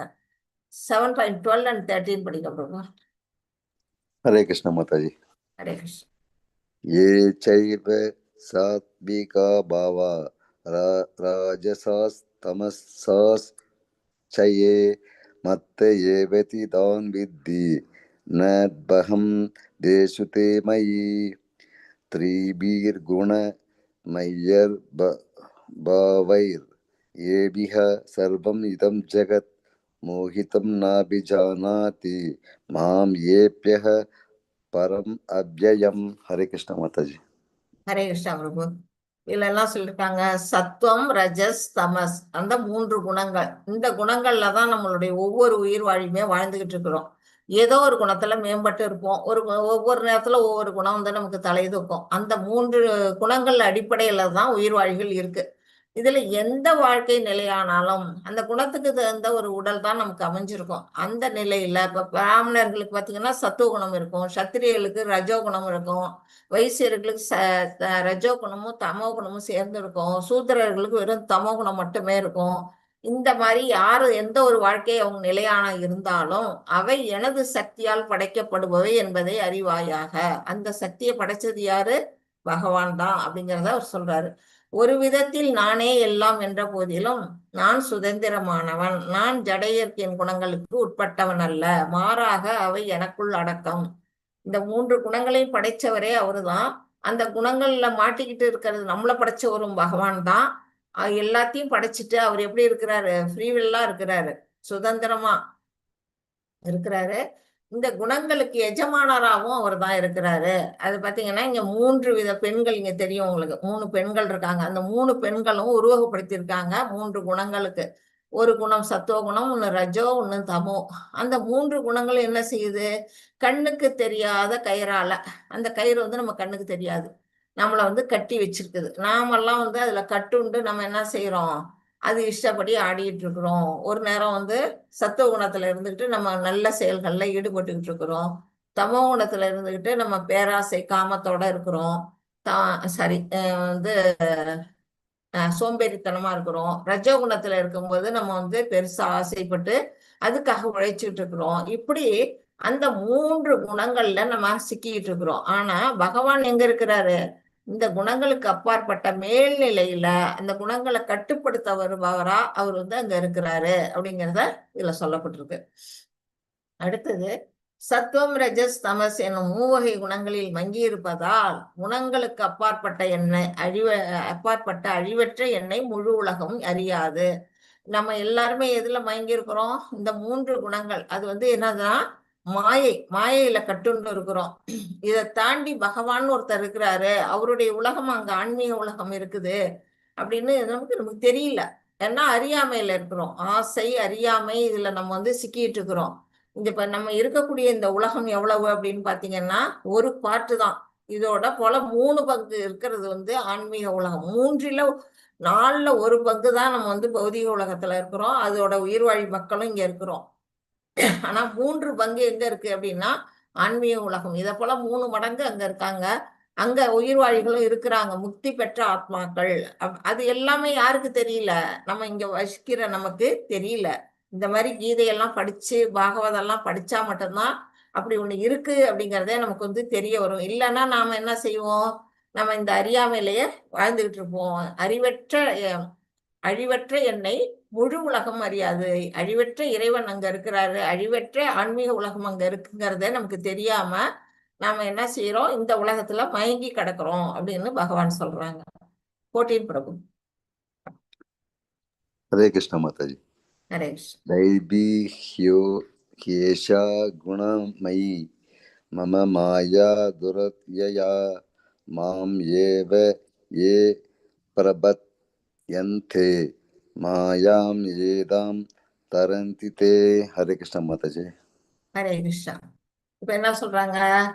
ஜட இயற்கையின் முக்குணங்களால் ஆன எனது இந்த தெய்வீக சக்தி வெல்லுதற்கரியது, ஆனால் என்னிடம் சரணடைந்தோர் இதனை எளிதில் கடக்கலாம். அதாவது பகவான் என்ன சொல்றாரு? இந்த மாயா சக்தி 3 குணங்கள் இருக்கு இல்லையா? சத்துவம், ரஜஸ், தமோங்கிறது அந்த 3 குணங்களும் 3 குணங்களால் ஆன சக்தி எப்படிப்பட்ட சக்தி? தெய்வீக சக்தி அப்படிங்கிறாரு. ஏன்னா அவரால் உருவாக்கப்பட்டது. இந்த ஜட இயற்கைங்கிற அந்த ஏதோ வந்து அவருடைய பகிரங்க சக்தி. அது எப்படிப்பட்டது அப்படின்னா வெல்லுதற்கு அறியது. அதை வந்து நம்ம வந்து கடக்கணும், அந்த சக்தியை நம்ம தாண்டணும் அப்படிங்கன்னா நம்மளால தாண்ட முடியாது. அந்த அளவுக்கு அது வந்து சக்தி படைச்சதா இருக்கு. ஏன் அவர் சக்தி படைச்சதா இருக்கு? பகவானுக்கு கட்டுப்பட்டு அது இருக்குது. ஆனா நாமெல்லாம் எப்படி இருக்கிறோம்? பகவானுக்கு கட்டுப்பட மாட்டேங்கிறோம். அதுதான் பிரச்சனை. அதை விட உயர்ந்த சக்தி தான் நாம, ஜட இயற்கையை விட உயர்ந்த சக்தி நாம. ஆனாலும் ஒரு தாழ்ந்த இயற்கை கிட்ட நாம வந்து சிக்கிக்கிட்டு இருக்கிறோம். எதனால? பகவான்கிட்ட நம்பிக்கை இல்லாததுனால காரணத்தினாலதான் நாம இந்த ஜட சக்தியில சிக்கிட்டு இருக்கிறோம். அப்படிப்பட்ட நாம இதுல இருந்து எப்படி விடுதலை அடைகிறது அப்படிங்கறது தான் பகவான் சொல்றாங்க. என்னிடம் சரணடைந்தோர் இதனை எளிதில் கடக்கலாம். நாம ஒவ்வொருத்தருமே பகவான்கிட்ட சரணாகதி அடையணும். எல்லாமே பகவான் நீதான் எனக்கு அப்படின்னு எப்ப நம்ம சரணாகதிக்கு போறோமோ அந்த நிமிஷமே அவர் என்ன செய்யறாரு? நம்மள கை தூக்கி கரை தூக்கி விட்டுடுறாரு. இந்த சக்தியில இருந்து, ஜட சக்தியில இருந்து நம்மள வெளியேற்றுறாரு. அதுக்கு நாம வந்து என்ன செய்யணும்? அந்த ஜட இயற்கையிட்டையும் ஆணை பிறப்பிக்கிறாரு, பின்வாங்கு அப்படின்னு. நம்மள்ட இருந்து கட்டுக்கள்ல இருந்து நம்மளை வந்து விலகிறதுக்கும் அந்த ஜட இயற்கையை ஒரு ஆர்டர் போட முடியும். அந்த அளவு சக்தி அவர்கிட்ட இருக்குது. நாமெல்லாம் இந்த பாருங்க, இங்க இந்த ஒரு கடல்ல வந்து ஒருத்தர் தத்தளிச்சுட்டு இருக்கிறாரு. அது வந்து சம்சார சாகரம். இதுதான் சம்சார சாகரம். நாமெல்லாம் வந்து சம்சார சாகரத்துல மூழ்கிட்டு இருக்கிறோம். அப்ப நாம என்ன செய்யறோம்? இதுல மூழ்கிட்டு இருக்கோங்கிற அறிவு கூட நமக்கு இல்லாம அதை அனுபவிச்சுட்டு நீந்திட்டு இருக்கிறோம்.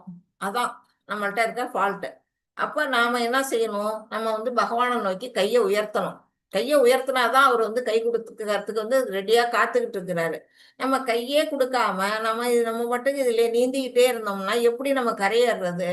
நம்ம கைகள்லாம் வந்து கட்டுண்டு இருக்கு. எதால கட்டுண்டு இருக்கு? அந்த சக்தி, மாயா சக்தியால நம்மளை வந்து இறுக்கி கட்டி வச்சிருக்கு மாயா சக்தி. இறுக்கி கட்டப்பட்ட கை இருக்கும் பொழுது, கை காலெல்லாம் கட்டி இருக்கும் போது எப்படி நம்மளால கரையேற முடியும்? நம்மளால தானா கரையேற முடியாது. யாரோ ஒருத்தர் வந்து நம்மளை கை தூக்கி விட்டாதான் நம்ம கரையேற முடியும்.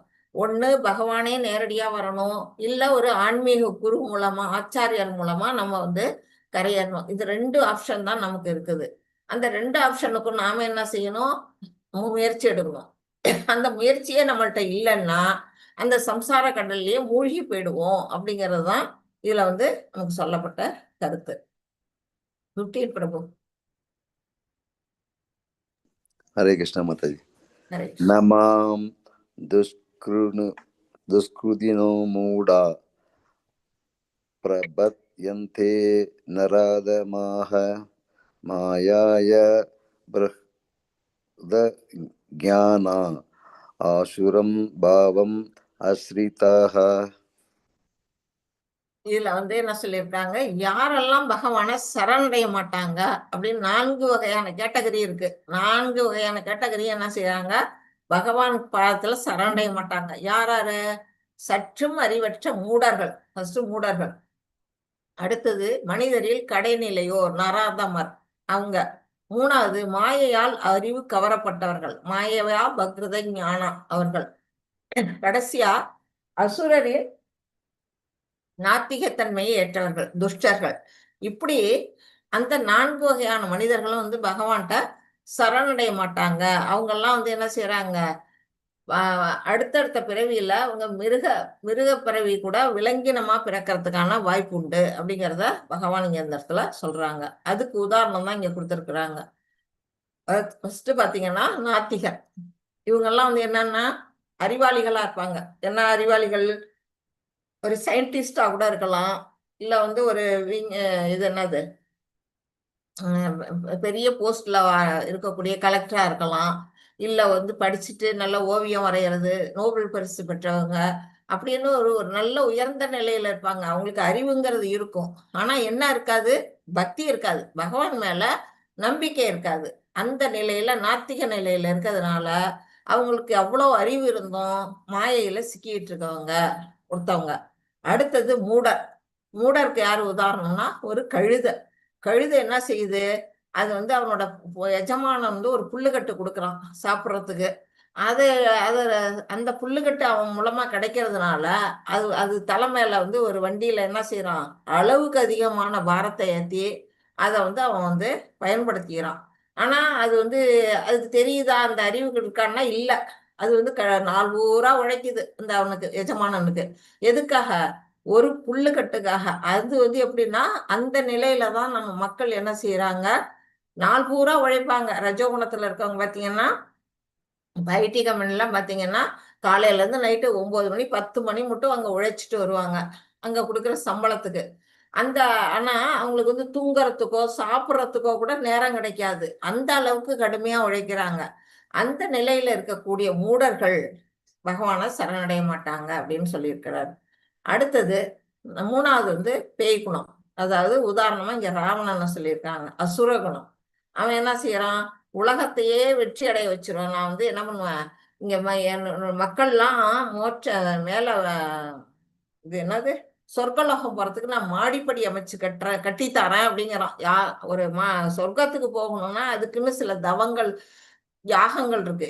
அந்த யாகம்லாம் செஞ்சா ஆட்டோமேட்டிக்கா நம்ம சொர்க்கலோகத்துக்கு போகலாம். அதை விட்டுட்டு நீங்க அதெல்லாம் செய்ய வேண்டாம், நான் உங்களுக்கு மாடிப்படி கட்டி தரேன், நீங்க சொர்க்கத்துக்கு போகலாம்னு மக்கள்கிட்ட சொல்றான். அந்த அளவுக்கு அசுரத்தன்மை. அந்த அசுரத்தன்மை இருக்கிறது இந்த இடத்துல சொல்லப்பட்டிருக்கு. கடைசியா நராதமர். இது யாருன்னா இது பாகவத்துல வர்றது. ஜகாய் மதாய் அப்படின்னு 2 மக்கள். அவங்க 2 பேருமே ஒரு நல்ல குடும்பத்துல பிறந்தவங்க தான், பிராமண குடும்பத்துல. ஆனா அவங்க வந்து தீய வழியில ஈடுபட்டு குடி, கொள்ளை, வந்து பெண்கள்கிட்ட தகாத உறவு, இப்படி வந்து தன்னுடைய வாழ்க்கையை வீணடிச்சுக்கிறாங்க. அந்த நிலையில நம்ம நித்யானந்த பிரபு, சைத்தன்யா பிரபு வாழ்ந்த காலத்துல இருந்தவங்க. அப்ப வந்து நித்யானந்த பிரபு வந்து எப்படின்னா கருணையின் இருப்பிடம். பலராமரோட அவதாரம் அவரு. அவர் வந்து ரொம்ப கருணை. அவர் என்ன செய்யறாரு? இந்த வீழ்ந்துபட்ட மக்களை வந்து என்ன செய்யணும்? கரையேற்றணும், நல்ல வழிபடுத்தணும் அப்படின்னு சொல்லி அவங்கள்ட்ட போய் வந்து என்ன சொல்றாரு? ஹரே கிருஷ்ணா மகாமந்திரம் சொல்லுங்க அப்படின்னு சொல்றாரு. அதுக்கு அவங்க என்ன சொல்றாங்க? செய்ய மாட்டேங்கிறாங்க. செய்யாததோட இல்லாம அவரை வந்து திட்டுறாங்க. கண்ணா பின்னான்னு அவரை திட்டுறாங்க. கல்லு குடிச்சுக்கிட்டு இருக்க அந்த மண்பானையை தூக்கி அவர் மேல அடிச்சு உடைச்சு துன்புறுத்துறாங்க. அப்படி அந்த மண்பானையை தூக்கி போட்டு உடைக்கும் போது அவருடைய தலையில போடும்போது நெத்தியில வந்து ரத்தம் வருது. அதை பார்த்துட்டு அது வந்து சைத்தன்ய மகாபிரபு காதுக்கு விடுது. சைத்தன்யர் யாரு? பகவான் கிருஷ்ணருடைய அவதாரம். அவர் என்ன பண்றாரு? தனக்கு யாராவது தீங்கு செஞ்சாலும் மன்னிப்பாரு. ஆனா தன்னுடைய பக்தர்களுக்கு தீங்கு செஞ்சா விடவே மாட்டாரு. அங்க இருந்து வராரு. என்ன பண்றாரு? சக்கராயத்தை எடுத்துடுறாரு அவங்கள கொல்றதுக்கு. அப்போ வந்து நித்யானந்த பிரபு தான் அவர் வந்து தடுக்கிறாரு. என்ன சொல்றாரு? இந்த பிறவியில வந்து நீங்க வந்து கருணையின் அவதாரமா வந்திருக்கிறீங்க. இதுல யாரையும் வந்து நம்ம கொல்லக்கூடாது, எல்லாரையும் நல்வழிப்படுத்துறதுக்கு தான் நம்ம இந்த அவதாரம் பண்ணி இருக்கிறோம் அப்படின்னு சொல்லி அவரை வந்து தடுத்து நிறுத்துறாரு. இப்படி நாத்திகர்கள், அடுத்தது மூடர்கள், அப்புறம் வந்து அசுரர்கள், இந்த மனிதர்களே கடைநிலையில் இருக்கக்கூடிய நராதமர்கள், இவங்கெல்லாம் வந்து பகவான ஒரு காலத்திலயும் சரணடைய மாட்டேங்கிறாங்க அப்படின்னு பகவான் வந்து சொல்றாங்க. அது யாருக்கு கெடுதல்? அவங்களுக்கு தானே தவிர பகவானுக்கு எதுவும் இல்லை. 16 பிரபு. हरे कृष्ण माता जी। हरे कृष्ण। चतुर्विधा भजन्ते माम जनाः स्कृतिनो अर्जुन आर्तो जिज्ञासुर अर्थार्थी ज्ञानी च परदर्शव। हरे कृष्ण माता जी। ஹரே கிருஷ்ணா. இதுல என்ன சொல்லியிருக்கிறாரு? ஆர்த்தோ அர்த்தாத்தி ஜிக்ஞாசு ஞானி 4 பேரும் என்கிட்ட சரணடைகிறவங்க. அந்த 4 யாரு அப்படின்னு இதுல தமிழ்ல எப்படி பாத்தீங்கன்னா 4 விதமான நல்லோர்கள் எனக்கு தொண்டு புரிகின்றனர். ஒண்ணு வந்து துயருற்றவர்கள். துன்பத்துல இருந்தா நம்ம என்ன பண்ணுவோம், கஷ்டம் வந்தா உடனே போய் பகவான் காலில் விழுந்துருவோம், நம்ம காப்பாத்து காப்பாத்துன்னு. அந்த மாதிரி நிலையில. அடுத்தது செல்வத்தை விரும்புவோர். ஒரு வசதி கம்மியா இருக்கு, வறுமையில இருக்கிறவங்களும் என்ன செய்வாங்க, பகவான்கிட்ட போய் எனக்கு பணம் கொடு, நம்ம வந்து வசதியா வாழறதுக்கு தேவையான பொருளை கொடு அப்படின்னு வேண்டுவாங்க. அடுத்தது கேள்வியுடையோர், பகவானை பற்றிய ஞானத்தை தெரிஞ்சுக்கணும்னு கேள்வி மேல கேள்வி கேட்கிறவங்க, அதான் ஜிஞ்ஞாசு, அந்த நிலையில இருக்கவங்க. அடுத்தது பூரணத்தின் அறிவை தேடுபவர் ஞானி. அந்த 4 நிலையில இருக்கிறவங்களும் என்ன செய்வாங்க, எனக்கு வந்து தொண்டு புரிவாங்க, சரணடைவாங்க எனக்கு அப்படின்னு பகவான் இதுல சொல்றாங்க. அதுக்கு உதாரணமா இங்க வந்து கொடுத்துருக்குறாங்க. இப்ப ஃபர்ஸ்ட் பாத்தீங்கன்னா உங்க எல்லாருக்கும் தெரிஞ்சிருக்கும் கஜேந்திர மோட்சம். தெரியாதவங்க யாருமே இருக்க மாட்டீங்க. அவரு கஜேந்திரன் யாரு, எப்படிப்பட்டவர்னா முதல் ஜென்மத்துல வந்து இந்திரத்திமன்கிற ஒரு மன்னரா, பாண்டிய நாட்டு மன்னரா இருந்தவர் அகத்தியரோட சாபத்தினால இங்க வந்து என்ன செய்யறாரு, யானையா பிறவி எடுக்கிறாரு.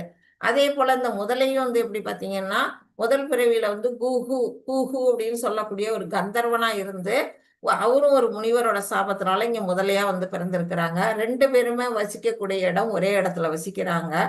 இவர் வந்து என்ன செய்யறாரு, கஜேந்திரன், அவர் வந்து தினம் வந்து தாமரை மலரை பறிச்சு கொண்டு பகவானுக்கு அர்ப்பணிக்கிறது அவருடைய வேலை தினைக்குமே. அந்த மாதிரி ஒரு நாள் பறிக்க போகும்போது அந்த நீர்நிலையில வந்து முதல்ல வந்து காலம் கம்பிக்குது. அப்போ வந்து அவர் என்ன செய்யறாரு, தன்னுடைய கால்களை விடுவிக்கிறதுக்கு போராடுறாரு. அவருடைய பெண் யானை, அவருடைய குழந்தை யானை எல்லாமே வந்து அவரை காப்பாற்ற ட்ரை பண்ணது, எதுவும் நடக்கல. அது நம்ம வந்து எப்பவுமே தெரிஞ்சுக்கணும், இந்த உலகத்துல வாழற வரையில தான் நம்மளோட உறவினர்கள். நம்ம கடைசியா போற பாதை வரும் பொழுது நமக்கு வந்து நம்ம உற்றம் சுற்றம் அப்பா அம்மா அக்கா தங்கை யாராலையும் உதவி பண்ண முடியாது. நமக்கு உதவி நாமளே அப்படிங்கிறதுக்கு இது சிறந்த ஒரு உதாரணம். அது மாதிரி அவர் என்ன செய்யறாரு, கஜேந்திரன் வந்து காலை விடுவிக்க முடியல, அப்படியே 1000 வருட காலம் உங்க போராட்டம் நடக்குது. அதுக்கு பிறகுதான் அவர் என்ன செய்யறாரு, தண்ணி இன்னுமே நம்மளால முடியாது, உள்ளுக்குள்ள அது தண்ணிக்குள்ள போக வேண்டிய நிலையில வந்துட்டோம் அப்படின்னு நிலையில அவர் ஆதி மூலமே அப்படின்னு வந்து என்ன செய்யறாரு, பகவானை அழைக்கிறாரு. அதுவரையிலும் பகவான் வரல, கூப்பிடுற வரையிலும் வரல. கூப்பிட்ட அடுத்த நிமிஷம் அறக்க பறக்க அவர் எங்க வந்து வர்றாரு, கருட வாகனத்துல வந்து சக்கராயுதத்தை வந்து எடுத்து விடுறாரு. எது மேல, முதலைக்கு. முதலை வந்து என்ன செய்யுது, அது தலை துண்டிச்சு அது காலை விட்டுடுது. அப்போ வந்து இதுல இன்னொரு உள்ள ஒரு கருத்து இருக்கு. என்னன்னா, அது யாருடைய காலை பற்றி இருக்கு, முதலை ஒரு பக்தனுடைய காலை பற்றி இருக்கு. அவர் முதல் பிறவியிலையும் பக்தனா இருக்கிறாரு, கஜேந்திரனா வந்த பிற்பாடும் அவர் வந்து இறை தொண்டை புரிஞ்சுக்கிட்டு தான் இருக்கிறாரு. அந்த நிலையில ஒரு பக்தருடைய காலை யார் ஒருத்தவங்க பற்றிக்கிறோமோ அவங்க எல்லாருக்கும் ஃபர்ஸ்ட் வந்து மோட்சம், அவங்களுக்கு தான் மோட்சம். பக்தருக்கு அப்புறம் தான் மோட்சம். ஃபர்ஸ்ட் வந்து பகவானோட பக்தருடைய காலை பிடிச்சவங்களுக்கு தான் மோட்சங்கிறது இதுல ஒரு கருத்து இருக்குது. இது வந்து துயருற்ற நிலைக்கு சொல்லியிருக்கிறாங்க. இது உங்களுக்கு எல்லாரும் தெரிஞ்சதுதான், திரௌபதி வஸ்திராபரணம். இது வந்து அவங்களும் என்ன செய்யறாங்க, திரௌபதியை வந்து தன்னைத்தானே காப்பாத்திக்க பாக்குறாங்க. சபையில இருக்கிறவங்க எல்லாம் உதவிக்கு கேட்கறாங்க, கூப்பிடுறாங்க, யாராலையும் உதவி செய்ய முடியல. அவங்க தன்னுடைய உடலை தானே வச்சு மூடிக்கிறாங்க. அப்பெல்லாமும் பகவான் கிருஷ்ணன் வந்து வரல. எந்த நிலையில அவங்க வந்து தன்னுடைய கையை மேல தூக்கி கோவிந்தா அப்படின்னு கோவிந்தரை கூப்பிடுறாங்களோ அடுத்த நிமிஷம் அவங்களுக்கு வந்து வண்ண வண்ண புடவையா வந்து அங்க சுரக்குது, அவங்களுடைய மானம் காப்பாற்றப்படுது. இது நமக்கு தெரிஞ்சது. இதுவும் வந்து துயருற்ற நிலைக்காக உதாரணம். அடுத்தது இது வந்து சுகதேவ கோஸ்வாமியோட ஜனனம். இதுக்கு ஒரு கதை இருக்குது. என்ன அப்படின்னு பாத்தீங்கன்னா, பகவான் கிருஷ்ணர் வந்து விருந்தாவனத்திலிருந்து துவாரகைக்கு போயிடுறாரு நாட்டால. அப்போ வந்து அவர் இருக்கும் பொழுதுலேருந்து ராதாராணி கையில ஒரு கிளி இருக்கும். அந்த கிளி என்ன செய்யுது, கிருஷ்ணர் போனதுக்கு அப்புறம் ராதா கிருஷ்ணா ராதா கிருஷ்ணன்னு சொல்லிக்கிட்டே இருக்கும். கிருஷ்ணர் போனதுக்கு அப்புறம் அதுக்கு வந்து ரொம்ப கஷ்டப்படுது. கிருஷ்ணர் நான் பார்க்க முடியல, நான் என்ன செய்வேன் அப்படின்னு ராதாராணி கிட்ட கேட்கும்போது, நீ கைலாயத்துக்கு போ, அங்க வந்து பகவான் சிவபெருமான் வந்து பார்வதிக்கு வந்து பாகவதம் கதை சொல்லிட்டு இருக்காங்க, நீ போய் அதை கேளு, நீ உன மனசு சாந்தமடைவ அப்படின்னு சொல்லி அனுப்பிவிடுறாங்க. அது அங்க போகுது. சிவபெருமான் வந்து பார்வதி தாயாருக்கு வந்து பாகவதத்தை எடுத்து சொல்லிட்டு இருக்கிறாங்க.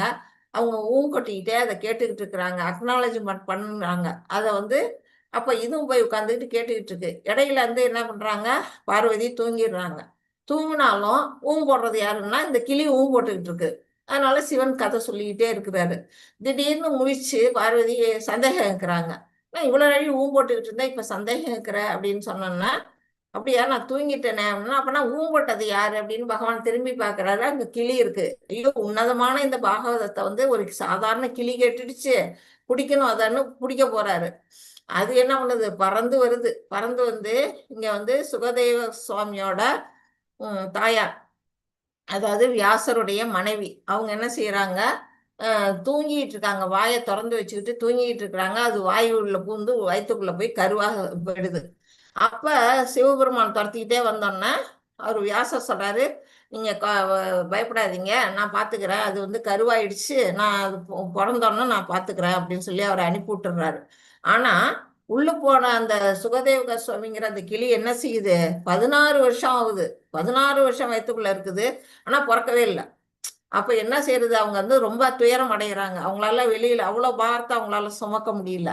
அப்போ வந்து வியாசரும் எவ்வளவு கெஞ்சி பார்க்கறாரு, வெளியில வரமாட்டேங்கிறாரு. அப்ப போய் கிருஷ்ணர்கிட்ட தான் உதவி கேட்கறாங்க. அப்ப கிருஷ்ணர் வந்து என்ன சொல்றாரு, வெளியில வா அப்படின்னு கூப்பிடுறாரு. அப்ப வந்து இல்ல நான் வரமாட்டேன், இந்த மாய உலகத்துல வந்தானா நான் வந்து மாட்டிக்குவேன் அப்படின்னு சொன்னேன். உன்னை மாயை தாக்காம இருக்கிறதுக்கு நான் உனக்கு வழி பண்றேன், நீ வெளியில வானோன்னதான் அவர் வந்து வெளியில வரார். யாரு, சுகதேவ கோஸ்வாமி வரும்பொழுதே பிரம்ம ஞானியா 16 வயசு குழந்தையா வெளியில வராரு. அவருதான் இந்த இடத்துல வந்து உட்கார்ந்து இருக்கிறாரு. அவருதான் அங்க உட்கார்ந்துட்டு இருக்கிறாரு. அவர் என்ன செய்யறாரு, பரீட்சித் மகாராஜாவுக்கு இந்த பாகவத கதையை எடுத்து சொல்றாரு. பரீட்சித் மகாராஜா கதையும் இருக்கு. அது அவரும் ஒரு சாபத்தினால 7 நாள்ல ஒரு பாம்பு தீண்டி இறக்கணும்னு ஒரு சாபம் அவருக்கு கிடைக்குது. அவர் ஒரு உத்தமமான நிலையில இருக்கிறவருக்கு ஒரு சாபம். அது எதனால அப்படின்னா, நமக்கெல்லாம் இந்த பாகவதம் வரணும்.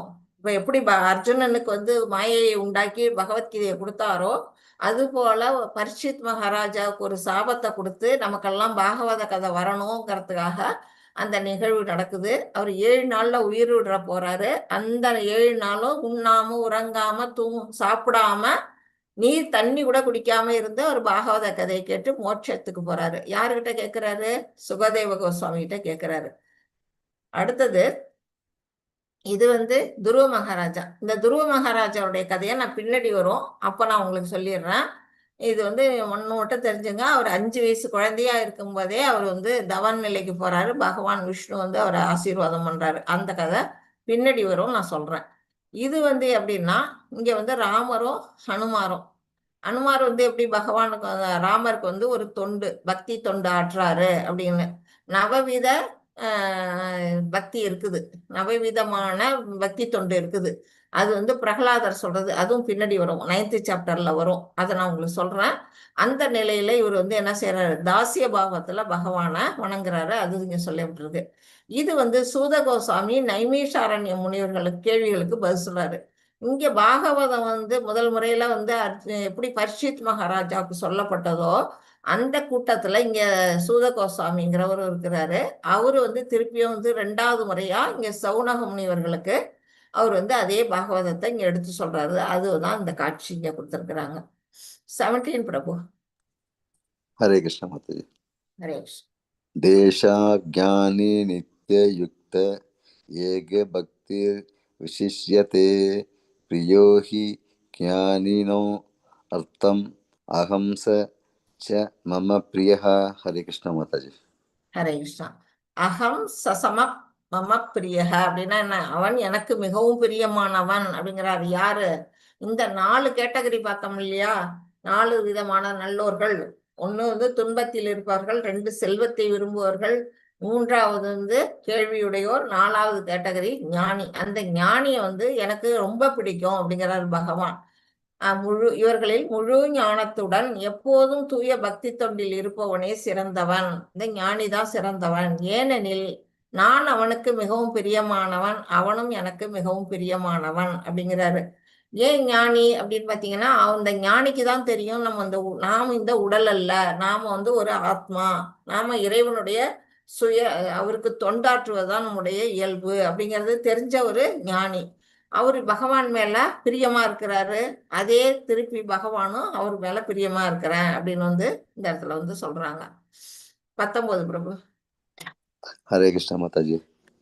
बहुनाम जन्म नाम अन्ते ज्ञानवाम माम प्रपत्तये वासुदेवः सर्वम् इति स महात्मा सुदुर्लभः। हरे कृष्ण माता जी। ஹரே கிருஷ்ணா. இதுல என்ன சொல்லியிருக்காரு? பகுனாம் ஜன்மனாம் அந்தே, பற்பல பிறவிகளுக்கு பின், அதாவது இப்ப நம்ம எல்லாமே வந்து பல பிறவிகளுக்கு அப்புறம் தான் இந்த ஞானத்தை படிக்க வந்திருக்கோம் இல்லையா? அது மாதிரிதான் ஒரு உண்மையான அறிவுடையவன் என்ன செய்யறான்? பல பல பிறவிகளுக்கு பிறகு என்ன தெரிஞ்சுக்கிறான்? எல்லா காரணங்களுக்கும் காரணமாக சர்வ காரணம் யாரு? பகவான் கிருஷ்ணர் அப்படிங்கறத உணர்ந்து எல்லாமாக என்னை அறிந்து என்னிடம் சரணடைகின்றான். கிருஷ்ணரை தவிர வேற யாரையும் வணங்குறது இல்லை. அந்த நிலையில அவன் வந்து சரணாகதி அடைகிறான். அத்தகைய மகாத்மா மிகவும் அரிதானவன். அவன் தான் சகசிரானாம் மனுஷேஷு படிச்சோம் இல்லையா? ஆயிரம் மனிதர்கள்ல என்ன பண்றாங்க? வாசுதேவம் சர்வமிதி, வாசுதேவனே கடைசி, அவருதான் சர்வம் அப்படிங்கறது யார் ஒருத்தவங்க உணர்றாங்களோ அப்படிப்பட்ட மகாத்மா வந்து மிகவும் சுதுர்லபக, அரிதானவன் அப்படின்னு பகவான் வந்து இங்க சொல்றாங்க. அத வந்து இந்த கோபிகைகள்லாம் அப்படிதான் இருந்தாங்க. அவங்க எல்லாம் வந்து பல பிறவி எப்படி பாத்தீங்கன்னா, ராமாவதாரத்துல வந்து ராமர் வந்து தண்டகாரண்யம் அங்க போறாரு. அங்க போகும் பொழுது முனிவர்கள்லாம் அங்க இருக்கிறாங்க அந்த வனத்துல. அந்த முனிவர்கள்லாம் என்ன செய்யறாங்கன்னா, ராமருடைய அழகுல மயங்கி அவர்கிட்ட போய் வேண்டுறாங்க, எங்களை திருமணம் பண்ணிக்கங்க அப்படின்னு. இப்ப பாத்தீங்கன்னா எப்படி ஒரு முனிவர் வந்து ஒரு பகவான் ராமர், அவரும் ஒரு ஆண் இவரும் ஒரு ஆண் நம்ம நினைப்போம். அந்த ஆண்கிறது வந்து பகவான் கிருஷ்ணர் மட்டுமே ஆண், அவர் ஒருத்தர் தான் மேல், புருஷோத்தமன். அதனாலதான் புருஷோத்தம யோகம்னு நம்ம 15வது சாப்டர் படிப்போம். மற்ற எல்லா உயிரினங்களும் ஃபீமேல் தான், பிரகிருதி தான். அது நம்ம முதல்ல தெரிஞ்சுக்கணும். நமக்குடைய மேல் தோற்றம் மட்டும்தான் ஆண் பெண் வித்தியாசம் இங்க தெரியுதே தவிர உள்ளுக்குள்ள இருக்க ஆத்மா பாத்தீங்கன்னா எல்லாமே பிரகிருதி. அதான் ஆன்மாவை என்ன சொல்லுவாங்கன்னா, ஆணும் அல்ல பெண்ணும் அல்ல அழியும் அல்ல அப்படிம்பாங்க. அந்த நிலையில இருக்கக்கூடிய அந்த ஆன்மா எல்லாம் என்ன விரும்புது? இங்க ஆத்மாவும் பரமாத்மாவும் இணைகிற தத்துவத்தை தான் நம்ம யோசிக்கணுமே தவிர நம்ம பௌதீக கண்ணோட்டத்தோட ஆணும் பெண்ணும் இணைகிறதா நமக்கு தப்பு கணக்கு போடக்கூடாது.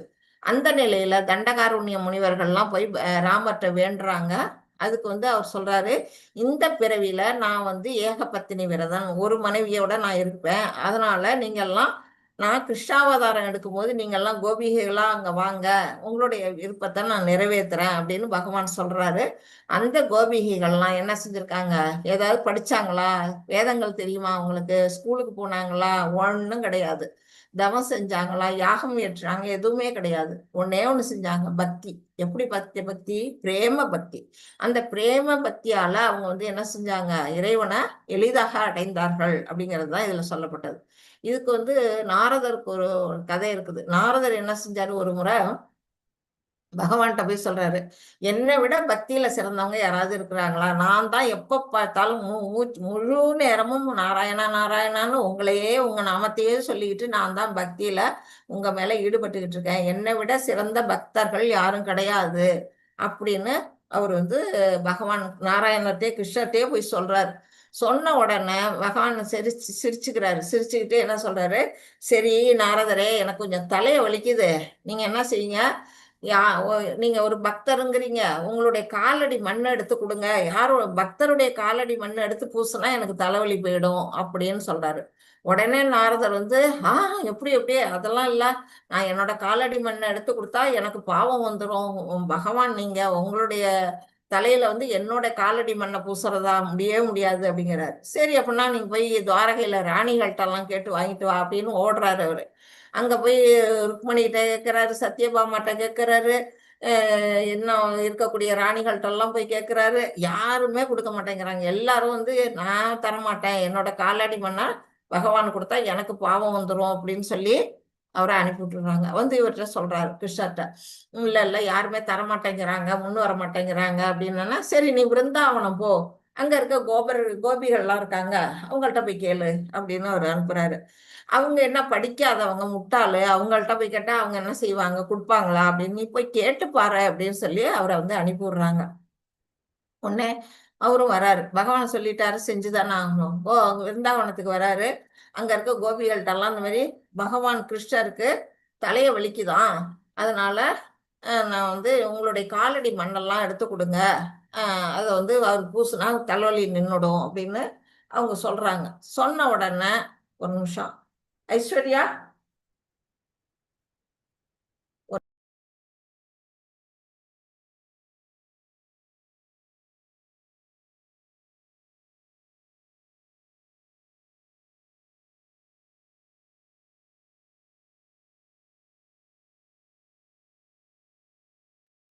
அவங்க என்ன செய்யறாங்க, உடனே தலைவலிக்குதா பகவானுக்கு, ஐயோ அப்படின்னு சொல்லிட்டு எல்லாரும் அவங்களுடைய மேல ஆடை இருக்கு இல்லையா, மேல போட்டிருப்பாங்க துப்பட்டா, அதை எடுத்து தரையில விரிச்சு போடுறாங்க. டக்கு டக்குன்னு மண்ணுல குதிக்கிறாங்க. அந்த மண்ணை அள்ளி டன் டன்னா போடுறாங்க. பெரிய மூட்டையை கட்டி தராங்க. நாரதருக்கு ஆச்சரியம், ஒரு தாங்கவே முடியல. ஒரே அசந்து போயிடுறாரு. என்ன செய்யறீங்க கோபிகள், நீங்க எல்லாம் செய்யறது சரியா, உங்களுக்கு தெரியுமா அதோட என்ன விளைவு வரும் அப்படின்னு? என்ன விளைவு வரப்போகுது, பாவம் வந்துருமே உங்களுக்கு, உங்களுடைய காலடி மண் எடுத்து பகவானுக்கு கொடுக்குறீங்களே, பாவம் வராதா? பாவமாவது புண்ணியமாவது, எங்களுக்கு எவ்வளவு பாவம் வந்தாலும் பரவாயில்ல, பகவானுடைய தலைவலி போகணுங்கிறதுதான் முக்கியம், இதை கொண்டு கொடுங்க அப்படிங்கிறாங்க. அதுதான் பக்தி. அதுதான் தனக்கு என்ன நேர்ந்தாலும் பரவாயில்ல, பகவானை திருப்திப்படுத்தணுங்கிற நிலையில யார் ஒருத்தவங்க வந்து எந்த உயிர் வாழி நம்ம வந்து இது பண்றோமோ, பகவானை திருப்திப்படுத்துறதுக்கு நம்மளுடைய பாவ புண்ணிய கணக்கோ நம்மளுடைய நஷ்டங்களையோ யோசிக்காம பகவானுக்குன்னு செய்யறோமோ, அதுதான் உயர்ந்த பக்தி. அப்போ வந்து திரும்பி வந்தோம்னா நாரதர் வந்து சொல்றாரு, வெக்கி போயிடுறாரு.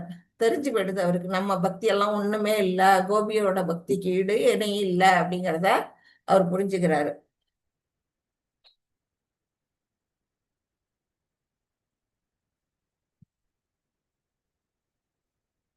டுவெண்ட்டி ஒன் படிக்கணும். हरे कृष्ण माता जी। कामैस् तैस् दैर् हृदय ज्ञानः प्रपद्यन्ते अन्य देवताः तं तं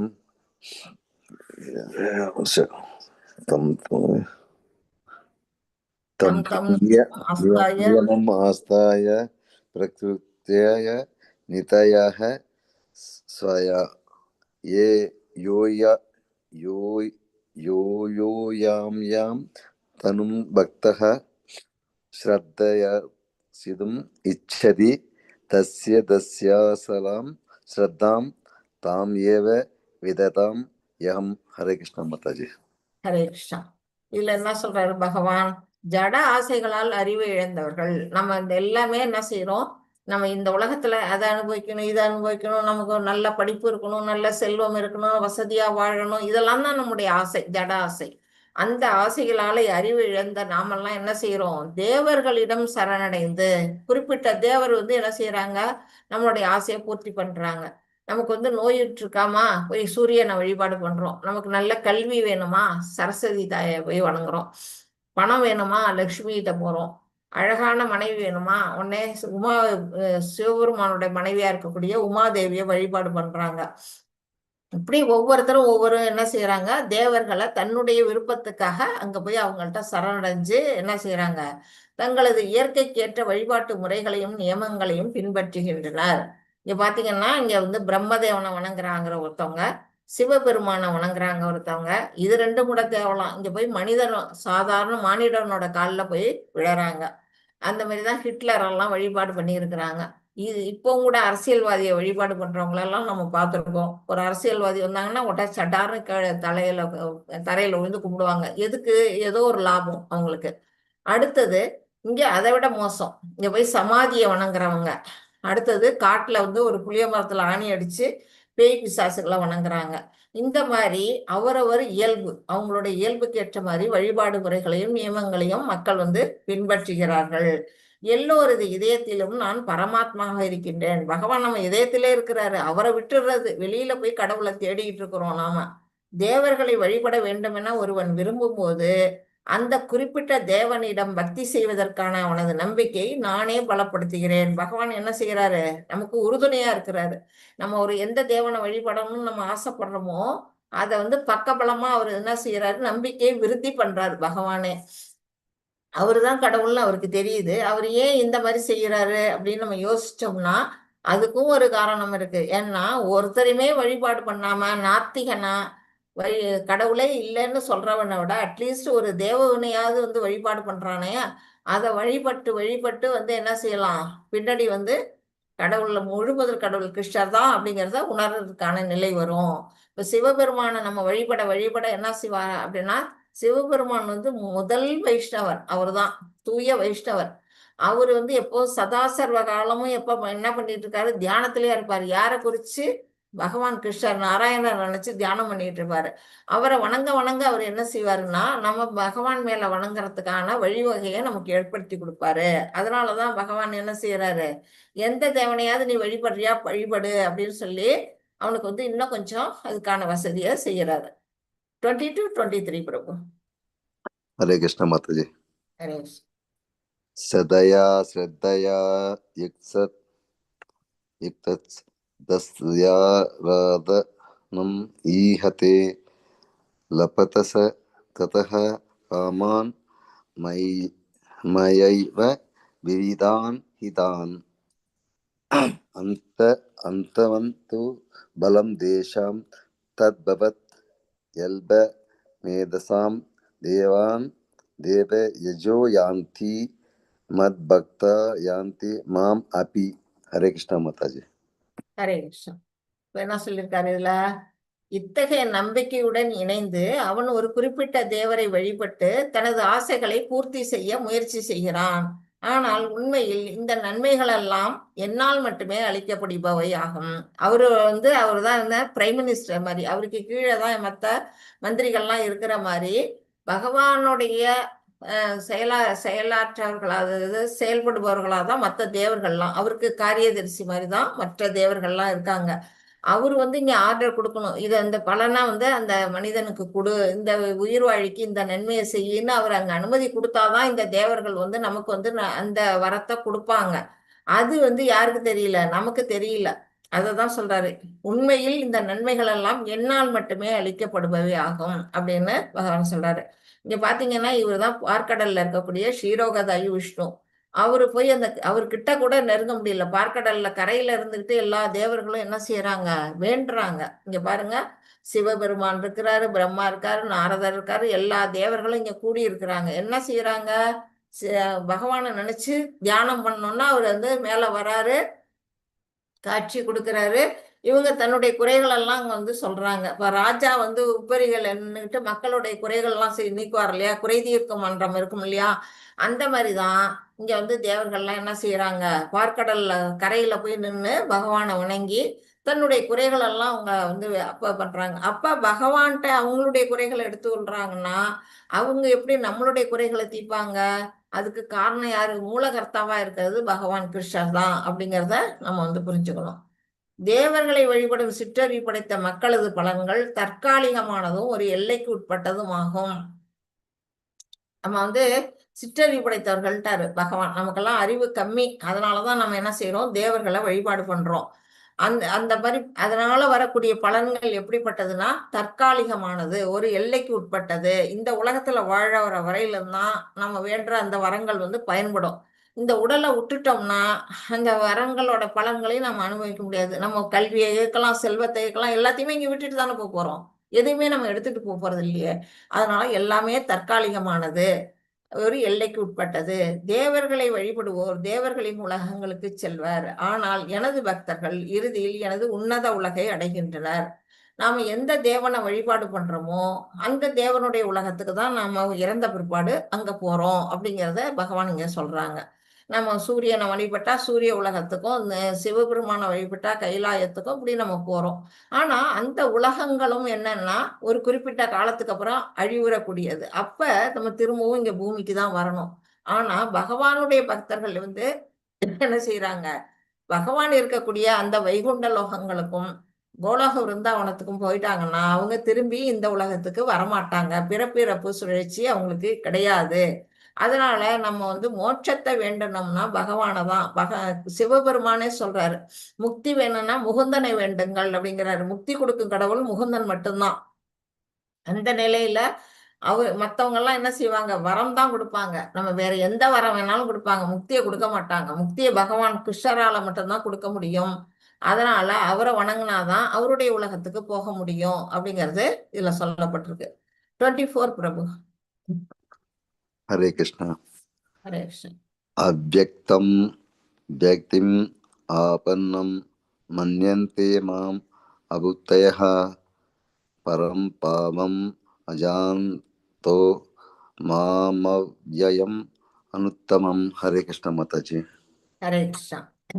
என்னை பக்குவமாக அறியாத அறிவற்ற மனிதர்கள், பகவானை பத்தி உண்மையை தெரியாத மனிதர்கள் என்ன செய்யறாங்க, கிருஷ்ணர் எனப்படும் நான், பரம புருஷனாகிய நான் முன்னர் அருவமாக இருந்ததாகவும் தற்போது உருவத்தை ஏற்றிருப்பதாகவும் எண்ணுகின்றனர். அதெல்லாம் பகவானுக்கு உருவம் கிடையாது, அவர் வெறும் பிரம்ம ஜோதியில இருக்கிறாரு. இப்ப கிருஷ்ணாவதாரத்துலதான் அவர் உருவம் அவருக்கு கிடைச்சிருக்கு அப்படின்னு நினைக்கிறாங்க. யாரு? அறிவற்ற மனிதர்கள். அவர்கள் சிற்றறிவினால் அழிவற்றதும் மிக உயர்ந்ததுமான எனது பரம இயற்கை பற்றி அவர்கள் அறியார்கள். அவங்களுக்கு என்ன தெரியல, அறிவு கம்மியா இருக்கிறதுனால பகவான் அழிவற்றவர், அவர் எந்த உடலை வேணாலும் எடுக்க முடியும், எப்படிப்பட்டவர் நிலையில அவர் வர முடியும், மிக உயர்ந்த நிலையில அவர் உன்னதமான நிலைய உணராதவர்களா இருக்காங்க.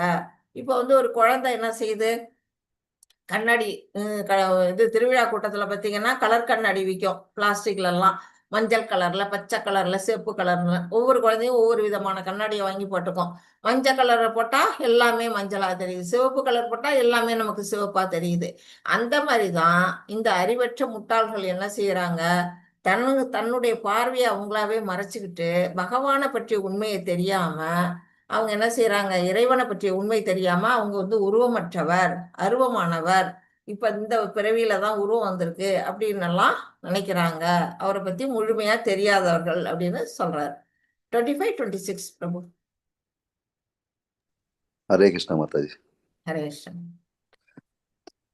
नाहं प्रकाशु सर्वस्य योगमाया समावृतः मूढोऽयं न विजानाति लोको माम् अहम् अव्ययम् वेदाहं समद्दिदानि वर्धमानानि अर्जुन भविष्याणि च भूतानि मां तु वेद न कश्चन। हरे कृष्ण माता जी। ஹரே கிருஷ்ணா பிரபு. சிற்றறிவுக்கும் முட்டாள்களுக்கும் நான் ஒருபோதும் தோன்றுவதில்லை அப்படின்ட்டாரு. நம்ம எல்லாம் எந்த நிலையில இருக்கிறோம், நம்மளும் சிற்றறிவுல தான் இருக்கிறோம். அதனாலதான் நம்ம பகவானை நம்மளால எல்லாம் பார்க்க முடியல. நம்ம அறிவை இன்க்ரீஸ் பண்ணி ஆகணும், பண்ணுனாதான் பகவானை உணர முடியும், இல்ல முட்டாளா இருப்போம். அதான் சொல்றாரு, அவங்களுக்கு கண்ணுக்கு நான் தோன்றுவதில்லை, நான் எனது அந்தரங்க சக்தியால் கவரப்பட்டுள்ளேன். பகவான் என்ன செய்யறாரு, அவரை சுத்தி ஒரு யோக மாயை, அந்த யோக மாயை என்ன செய்யுது, நம்மளுடைய பார்வையை மறைக்குது, பகவானை பார்க்க முடியாம அதை மறைக்குது. எனவே நான் பிறப்பற்றவன், அஜ அப்படின்னா பிறப்பற்றவன், அழிவற்றவன் என்பதை இவர்கள் அறிவதில்லை. பகவான் எப்படிப்பட்டவரு அப்படிங்கிற அவருடைய சக்திகள் என்ன அப்படிங்கிறத நம்ம புரிஞ்சுக்க முடியல. அவர் எப்பொழுதும் நித்தியமா இருந்துகிட்டு இருக்கிறாரு. அவரை உணராததுக்கு காரணம் என்ன, நம்மளுடைய அறியாமையும் நம்முடைய முட்டாள்தன்மையும் தான் காரணம் அப்படிங்கிறத இதுல சொல்லியிருக்கிறாரு. அர்ஜுனா, முழுமுதற் கடவுளான நான் கடந்த காலத்தில் நடந்தவை, தற்போது நடப்பவை, இனி நடக்கப் போகின்றவை அனைத்தையும் அறிவேன்.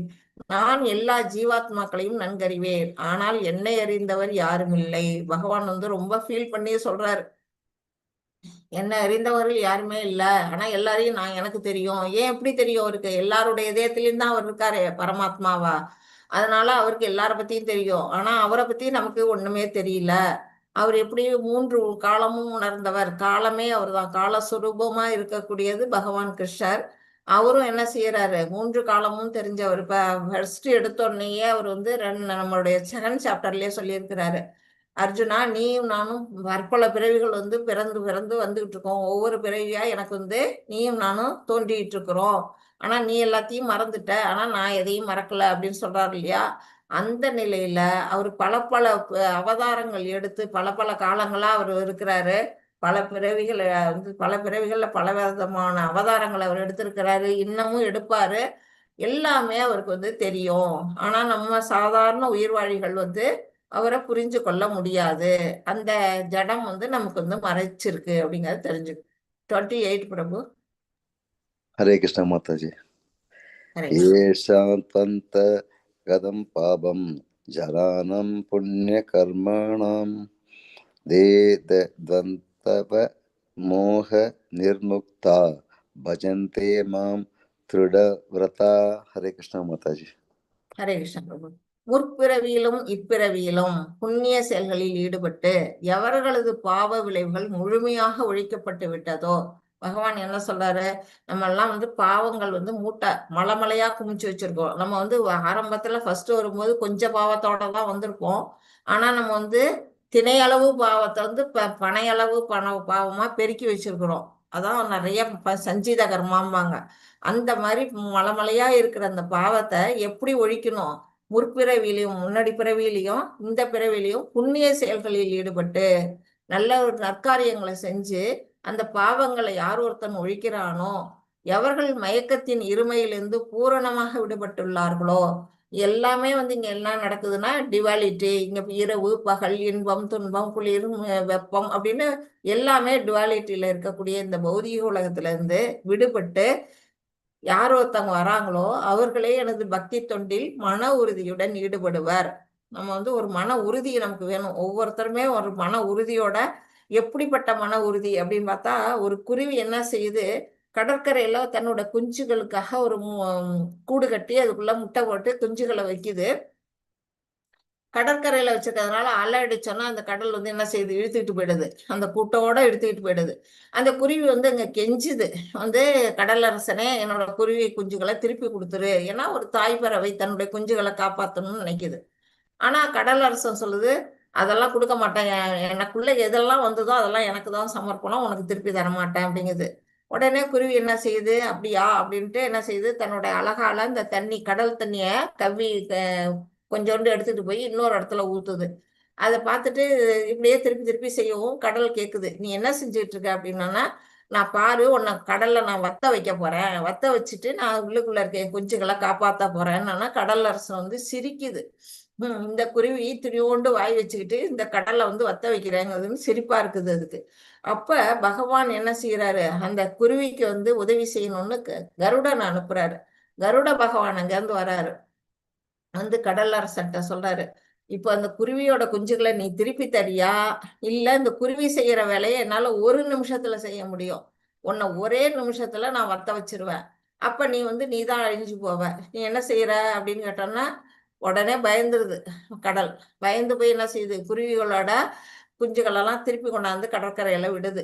அது மாதிரி அந்த குருவியோட மன உறுதி எப்படி இருக்குன்னா, இவ்வளவு பெரிய கடல்ல நம்மளால வத்த வைக்க முடியுமான்னு அது யோசிக்கல, எப்படியாவது குருவி குஞ்ச காப்பாத்தணுங்கிறது தான் அதோட மன உறுதியில இருக்குது. அந்த நிலையில தான் நாமெல்லாம் பக்தி தொண்டு செய்யறோம்னா பகவானுக்கு மன உறுதியோட, அது எவ்வளவு கஷ்டம் வந்தாலும் அதோடைய பின்விளைவு எப்படி இருந்தாலும் அதை பத்தியெல்லாம் நம்ம யோசிக்க கூடாது. நம்மளால இது முடியுமா, நம்மெல்லாம் ஒரு குருவி நிலையில தான் இருக்கிறோம், அந்த கடல்கிட்ட போய் நம்ம போராடுறோம்னா அந்த பக்தி தொண்டுங்கிறது ஒரு பெரிய கடல் தான். அதுல நம்ம நம்ம வந்து முயற்சி பண்ணி தான் தீரணும். அது பண்ணுனாதான் பகவானுடைய இடத்துக்கு செல்ல முடியும் அப்படின்னு சொல்லியிருக்காங்க.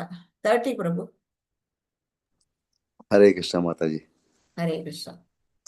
सादि भूदादि दैवं मां सादि यज्ञं च ये विदुः प्रयाणकाले बिचा मां देविदुर्युद्ध सेदसः।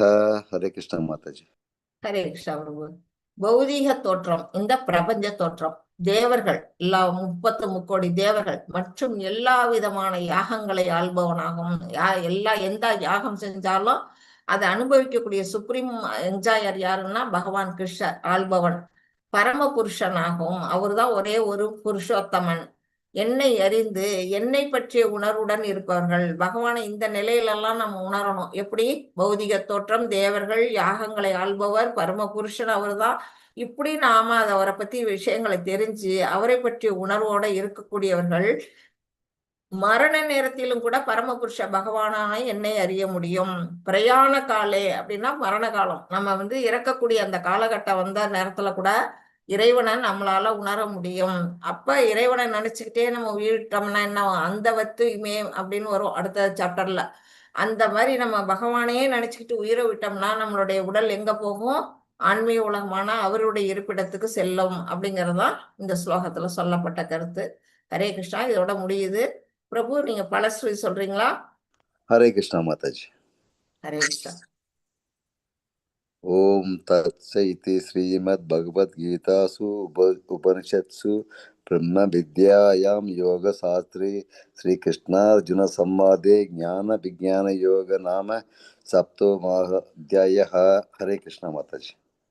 வாஞ்சாகல்பதருभ्यश्च कृपा सिन्धुभ्य एव च पतितानां पावनेभ्यो वैष्णवेभ्यो नमो नमः.